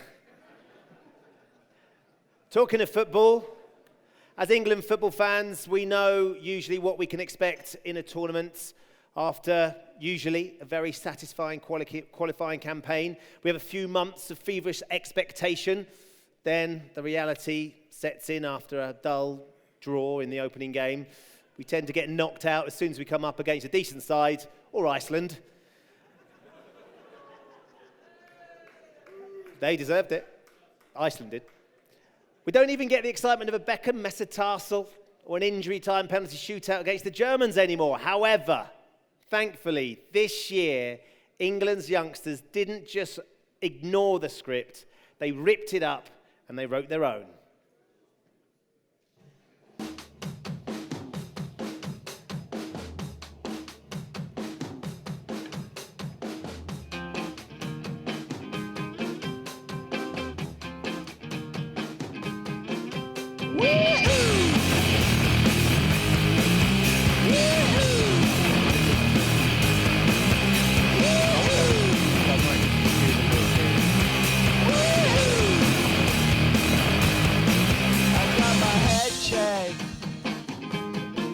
It wasn't easy, but nothing is. No. When I feel heavy metal.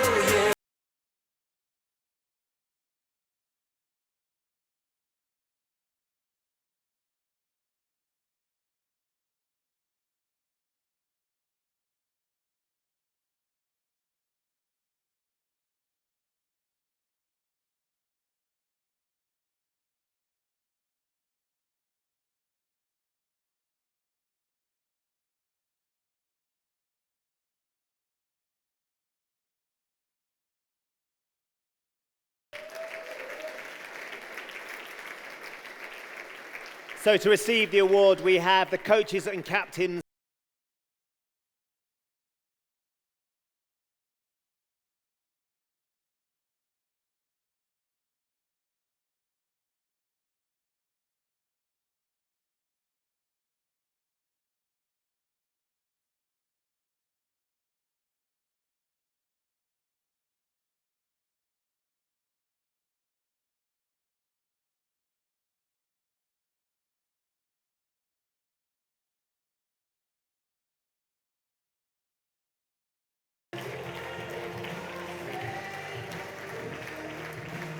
Well done, Keir. Fantastic.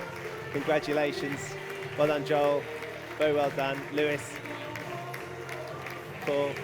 Steve.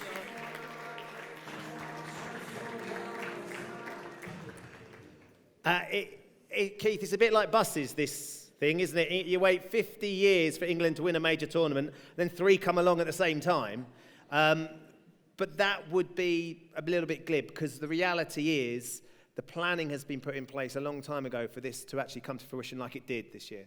Well, it's been an incredible summer, as you mentioned, but St George's Park was built obviously 5-6 years ago, and there's been huge investment in that, and we're starting to see the bear the fruits now, and obviously these boys are talented youngsters, and what is evident obviously going around the world that they're capable of achieving great things. So hopefully it's one of many successes. We've got to obviously build on that. So, but we've all been delighted with the summer's work. Yeah, as were we. Joe, I'd imagine that you've had a little taste of this success now, and it's given you a hunger for a bit more.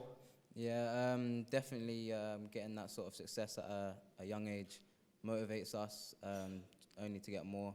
And yeah, it shows the world that England do have great young talent coming through, and it's good sign for the future. Talking of young talent, your teammate Joel made his appearance in the Champions League last night. Phil Foden for Manchester City, fellow teammate of yours as well. Obviously, we'd love to see you out there too. Who have you got to get out of the team? He came on for Yaya Toure. Who have you got to get out of the team to get your chance? Well, there's a couple of players in my position in the team. Who's that? John Stones. Don't know him. Vinny Company. Vinny Company? No. No, it was great to see Phil get out on the pitch last night and to see Pep give the youngsters a chance. Such a big club in such a big competition. Must be really, really exciting. Yeah, it definitely Those two is. are always injured as well. You'll get your chance. Don't worry about that. Lewis, what is really exciting, as the boys have said, is and seeing Phil make his appearance in the Champions League, is the youngsters getting a chance. You got your call up for the full England squad for the Brazil game, which was absolutely fantastic. Very, very well done. How did that feel? For me personally, it was a great achievement for my friends and my family and everyone who's got me to where I am today. But yeah, like you said, it's good to see the young footballers in this country doing so well and getting a chance. That's a very sensible answer, obviously. But you're a young lad playing and selected for the England senior squad. Did you sit in the corner going, oh my God? Was there any moment you kind of pinched yourself and thought, this is extraordinary, this is what I've dreamed about? Yeah, I think throughout the whole time I was there with the seniors was an unbelievable time, and I was just so proud and a bit blown away by it all, and hopefully. Did you nick anything? Oh, sorry. Did you take part? What did you like? And go, you know, did you nick Jamie Vardy's boots or something like that? No, you wouldn't like that.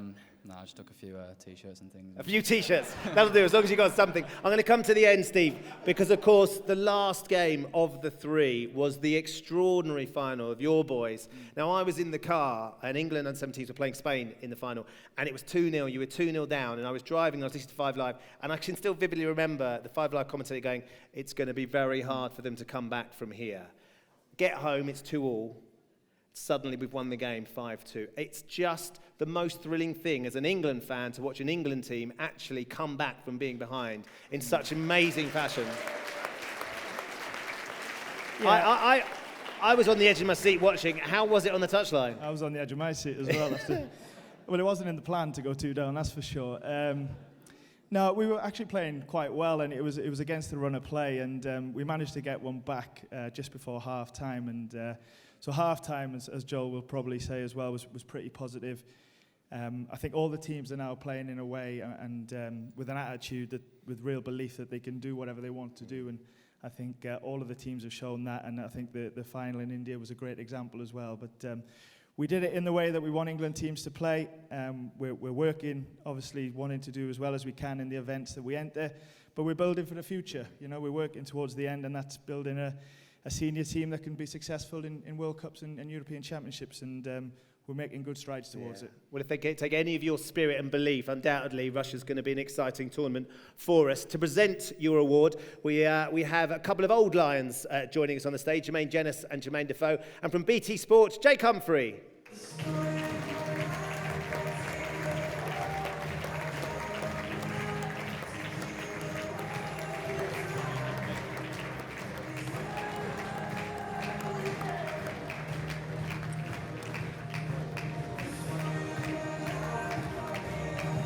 JD, hi mate, nice to see you, man. Look, I think it's safe to say we've been slightly starved of international success at first team level. So to have the ability to watch what you've all achieved throughout the summer is not only filled, I think, in the whole country with a lot of pride, but hope. That hope that maybe that elusive World Cup that we all crave since '66 maybe isn't that far away. So look, congratulations to you all. It's been an absolute pleasure to watch you do what you've done. Yeah, just to touch on what Jermaine said, an amazing achievement. even watching that, you know, getting goosebumps, you know, it's a massive thing. And obviously, you know, Jermaine and myself, we've been to tournaments at youth level. And, you know, you always go thinking, obviously, the main objective is to be the #1 team in the world, to win it. And then you think, you know what, if we can do that, it's life-changing. And I think what yous have done has been amazing. And just want to wish you best for the future. Well done, lads. Yeah. Absolutely. Evening. Nice to meet you all. Obviously, Jermaine and myself, between us, we've played over 70 games for England.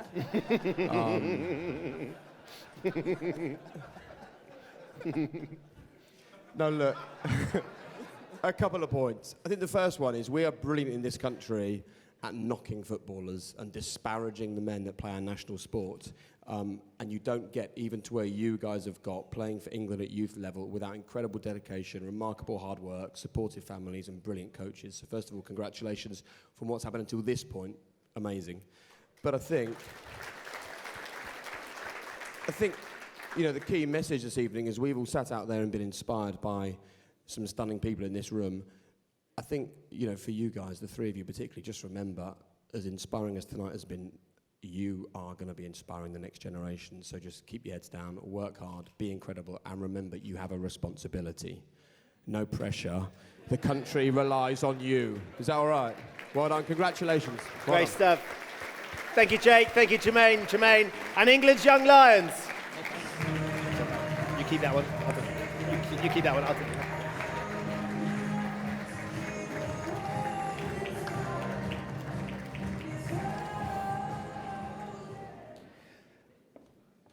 Jermaine saying we just want that elusive England win at a tournament. I just take a decent performance, to be honest.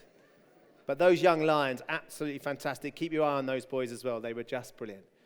Okay, it's time to meet our final winner of the evening, and they are in for a bit of surprise, as they have no idea that we've got them here tonight to receive this award. They are one of Britain's greatest ever athletes. Their achievements in sport, their ability to overcome adversity in their own lives, and the way that they inspire the next generation that make them a truly worthy winner of our Lifetime Achievement Award. I met Dave when he was 8 years old, looking for someone for London Youth Games. Got him involved in that, and I said to his mum and dad at the time, you need to get him involved in a club because he's really got talent. He could be really, really good. Even from a really young age, you could see he had the potential there. My first impression, this was one very, very focused guy. He said, I want everything. He said, I want to be #1 in the world, I want records, I want gold medals, European records. I said, so you don't want much then, do you? And he achieved all those goals. He got world records, he got everything that he wanted. But Dave Weir's done it again! We have been graced by greatness tonight, and it has come in the form of David Weir. I've never seen anyone race like that. It was almost like whatever he had done in any of his races, he was going to come out on top. There was this aura around him, a confidence that was just magical to watch. And with each medal that he won, you could see that confidence grow and grow. In 2012, the stadium and the Mall, when he'd done the marathon, and coming off that winning, and the crowds cheering, that was horrendous, you know, the noise. It was a good time. We come through London and he wasn't sure whether to retire and just carry on doing marathons or go back to the track. To get him motivated again, to get him back into Rio, it was not easy. It was not easy. And then he didn't have a good games. But the sad story is that when he phoned me up and said, can you get me a flight home? I said, why? And he explained to me what had gone wrong. And he said, I never want to put a Great Britain vest on again. For David to say that not only hurt David, it hurt me. Because I know how much wearing that vest meant to him. Yeah, it was tough after Rio, very tough. And at times I thought to myself, we're going to struggle to get him back. But talking to him, and you know, his mum's been very good to him, and the whole group we got here at the academy were really good, encouraging him and that we turned it around. The target was Paris. He went to Paris, he won Paris, and he came back. As I say, he won London. And as I say, never write David off. He's got a habit of biting you back. He's punched through because he's mentally tougher than maybe his underlying physical condition at the time, and that is also the sign of a great champion. I have so much respect for him as an athlete in terms of what he's been through. You know, none of it's been easy, and he's come out on top again and again. That it's just brilliant to see him achieve the things that he's done in sport. In top class sport, at the end of the day, you are judged by the titles you win. You're judged by your medals. You're not judged by one-off occasions, and you're judged by your ability occasionally to punch through under the most extraordinary, challenging situations. And if you throw all that together, David comes out at the top of the heap. He came back from Beijing and he said to me, the sport is dying in our country. And I said, what do you mean? He said, there's only 4 athletes from our country and there was like 5 or 6, 10 from other countries. He said, I've got to do something about the sport. We set up the academy and we got 36 athletes. The kids just look up to him every time he comes in. You know, it's like God. Dave, you are simply the best and everyone knows that. Thank you for giving every single one in the academy the life change that you have done. It's been a pleasure coaching him and being a part of his life for all that time as well. The whole nation is waiting. The whole nation is watching. Gold is going to go to Dave Weir. Wonderful Weir has put himself in the hearts of every single person in this stadium. We have just seen one of the greatest Paralympic performances by any athlete in any discipline.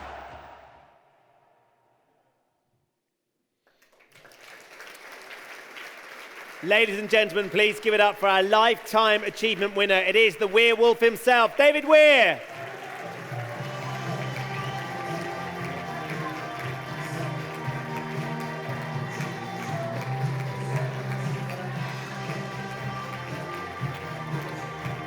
Well done, mate. Congratulations.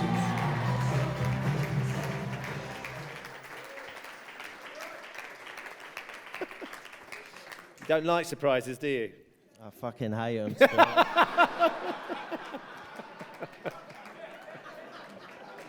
You know, my agent has been on holiday all week, and I've been ill, and I've just gone back from training. I've been 5 months out, and she went, "You're definitely fucking going tomorrow, aren't you?" So, yes, I'll be there. Don't worry. She said, "You've been ill." Yeah, I'll be fine. I'll be there.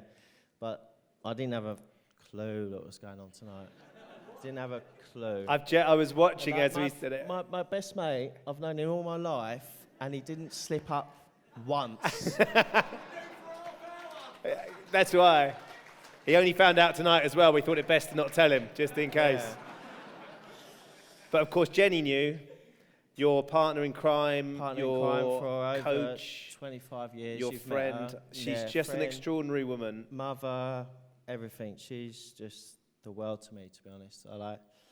I've told her some stories that I even told my mother, so she's she's got some secrets. So I love her to bits, and I've known her since I was 8 years old, and I know she's been poorly in the last week, and you know, the academy means a lot to her, and that's what we wanted to build after 2012 is, you know, build the legacy of 2012, and you know, there's a lot of bad press about 2012, and if you come down to, you know, not just our club in Kingston, but the clubs around the country, and you see what the Paralympics done for, you know, not just wheelchair racing, but Paralympic sport in a whole, it's truly amazing. It blows me away. Every time I go to my academy, you know, I go to my academy. I had a break after London, after winning the marathon. That was the race I wanted to win because I had a really bad Rio. Right, it's in the press, I'm not going to go into that.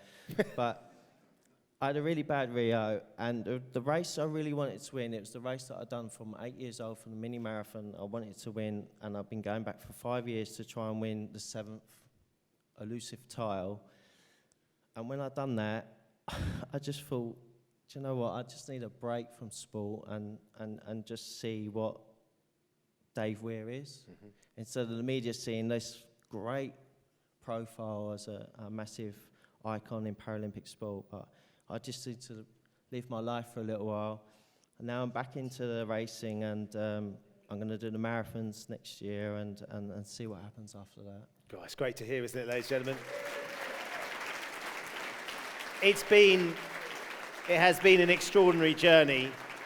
I don't know if anybody's had the chance to read David's book, but you can't put it down. It's amazing what you have been through. If you were, I don't know if you can do this. It's probably like choosing between your children, which is your favourite, but you have a moment or an achievement that stands out that at the moment, would it be winning London again after all those years? Yeah, definitely. Like, obviously, in 2012 was absolutely amazing. You know, as a Paralympian, I remember the first race going in, and it was the heat of the 5,000 metres, which was my worst event. And, you know, Seb Coe, who spoke on that programme, he promised that it would be the best Paralympics ever. And, you know, in the back of your head as a Paralympian, you think it's never going to happen. Like, you just, you know, you see the Olympics, it's amazing. And you think it's never going to happen, never going to happen. Like, they promise and promise and promise. And then I remember going underneath the stadium and seeing a pocket of the top tier of the Olympic stadium and see it full. And I thought, he's delivered. And I knew it was going to be the best Paralympics ever. And it just, and I knew, this is probably the best speech I've ever done because I've had a few wines, so. You'd never know. It's all right. But to be honest, that just made me the proudest Paralympian and proudest British athlete to ever live, because that's all I wanted to see was Britain. You know, we've won medals for years and years and years in Paralympics. Just to see that in my hometown of London, you know, 80,000 people cheer me on was just the best feeling ever. Well, I have to say it was the best feeling for us as well to watch all these extraordinary athletes perform to their absolute utmost, David. So the Academy's going from... I didn't answer your question. What was my best race? Well, you kind of did, but I realised you've had a few drinks, so I thought... No, London. Obviously, London this year was probably my best race because of all the shit that gone on after Rio. That's a technical term, people. When you're an elite athlete. But winning 4 gold medals in London 2012 with that pressure of being a London lad and a superstar in the Paralympics. And your own expectations as well, right? Own expectations of winning a gold medal. I only wanted 1, but I won 4, and... Well, look, we loved every single one of them. Thank you very much.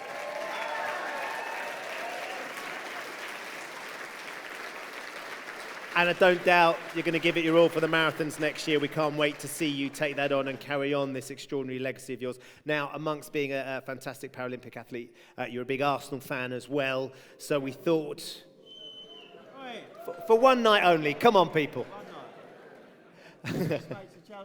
Oh, well, you can't have everything. We have a couple of Arsenal legends to present you with your award. Please welcome to the stage David Seaman and Sol Campbell.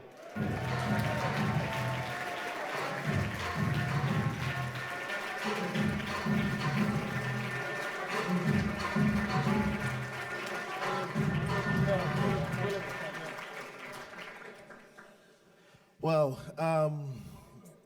yes, Arsenal. Not too many out there. One of the things I just wanted to say, congratulations. You got more medals than us. Yeah. Only just. But one of the things I wanted to know is there's ingredients, and what are the ingredients for you? Getting to the top, staying to the top. Every athlete has their ups and downs, some deeper than others.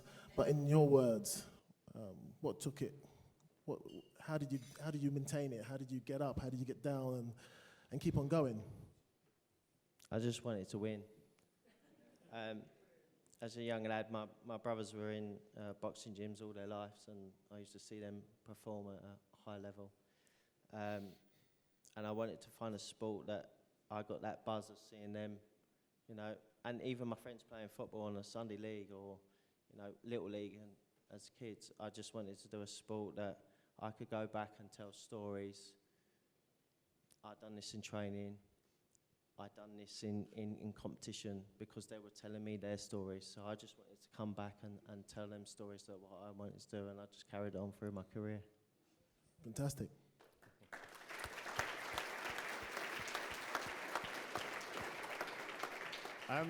I just want to say that I was in the stadium in 2012, and I want to say thank you to you for a fantastic night.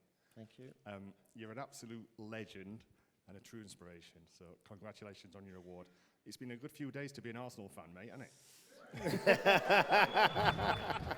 I'm not going to lie. Yeah, very good. Very good, mate. It makes a nice change, boys, doesn't it? Come on. Very good. Enough of this Arsenal loving. Legend, put your hands together for David and Sol. I can ask you just to stay here for a bit, because you can do a big photo. You stop there. Thank you, gents. David's going to stay with me for a moment, if you'd like to leave the stage. David's going to stay on the stage with me for just a moment. We have had an extraordinarily inspirational evening. I'm sure you'll agree. Could we ask one last thing? Could all of our award winners, could they all come down to the stage so we could have one last photograph with all of you, please? Just a couple of representatives of the Lions and from Dale Youth would be brilliant, because it's going to get quite congested up here. So if you take the middle there, mate. Thank you, mate. Well done, pal. Mate, I was watching your face over there. Thinking The thing is, they know if they would have told me, I would no, have. I bet. That's what they said. My pleasure, man. I'm absolutely delighted. If you come alongside David there, Billy.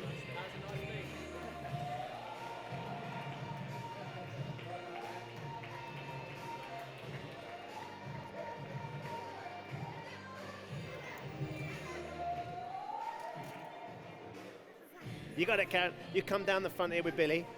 Right, David, if you two come forwards. There you go. You're going to go in the middle. Billy, come this side. Can you come this side? Let's turn your frame around, gorgeous. You come right between these two, like that. There you go. Come quite tight together. Claire, you come forward as well. Right, we've got to come a bit closer. Come a bit closer. Right, everyone come in. Come on, Sian.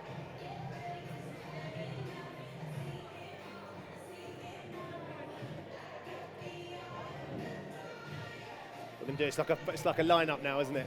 Come that way a bit. There you go. Just go between. If you go between Mick and.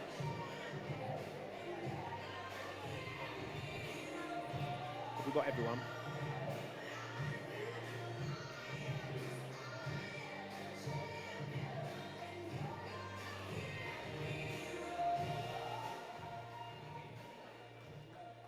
Ladies and gentlemen, it's my absolute honour to give you the Pride of Sports 2017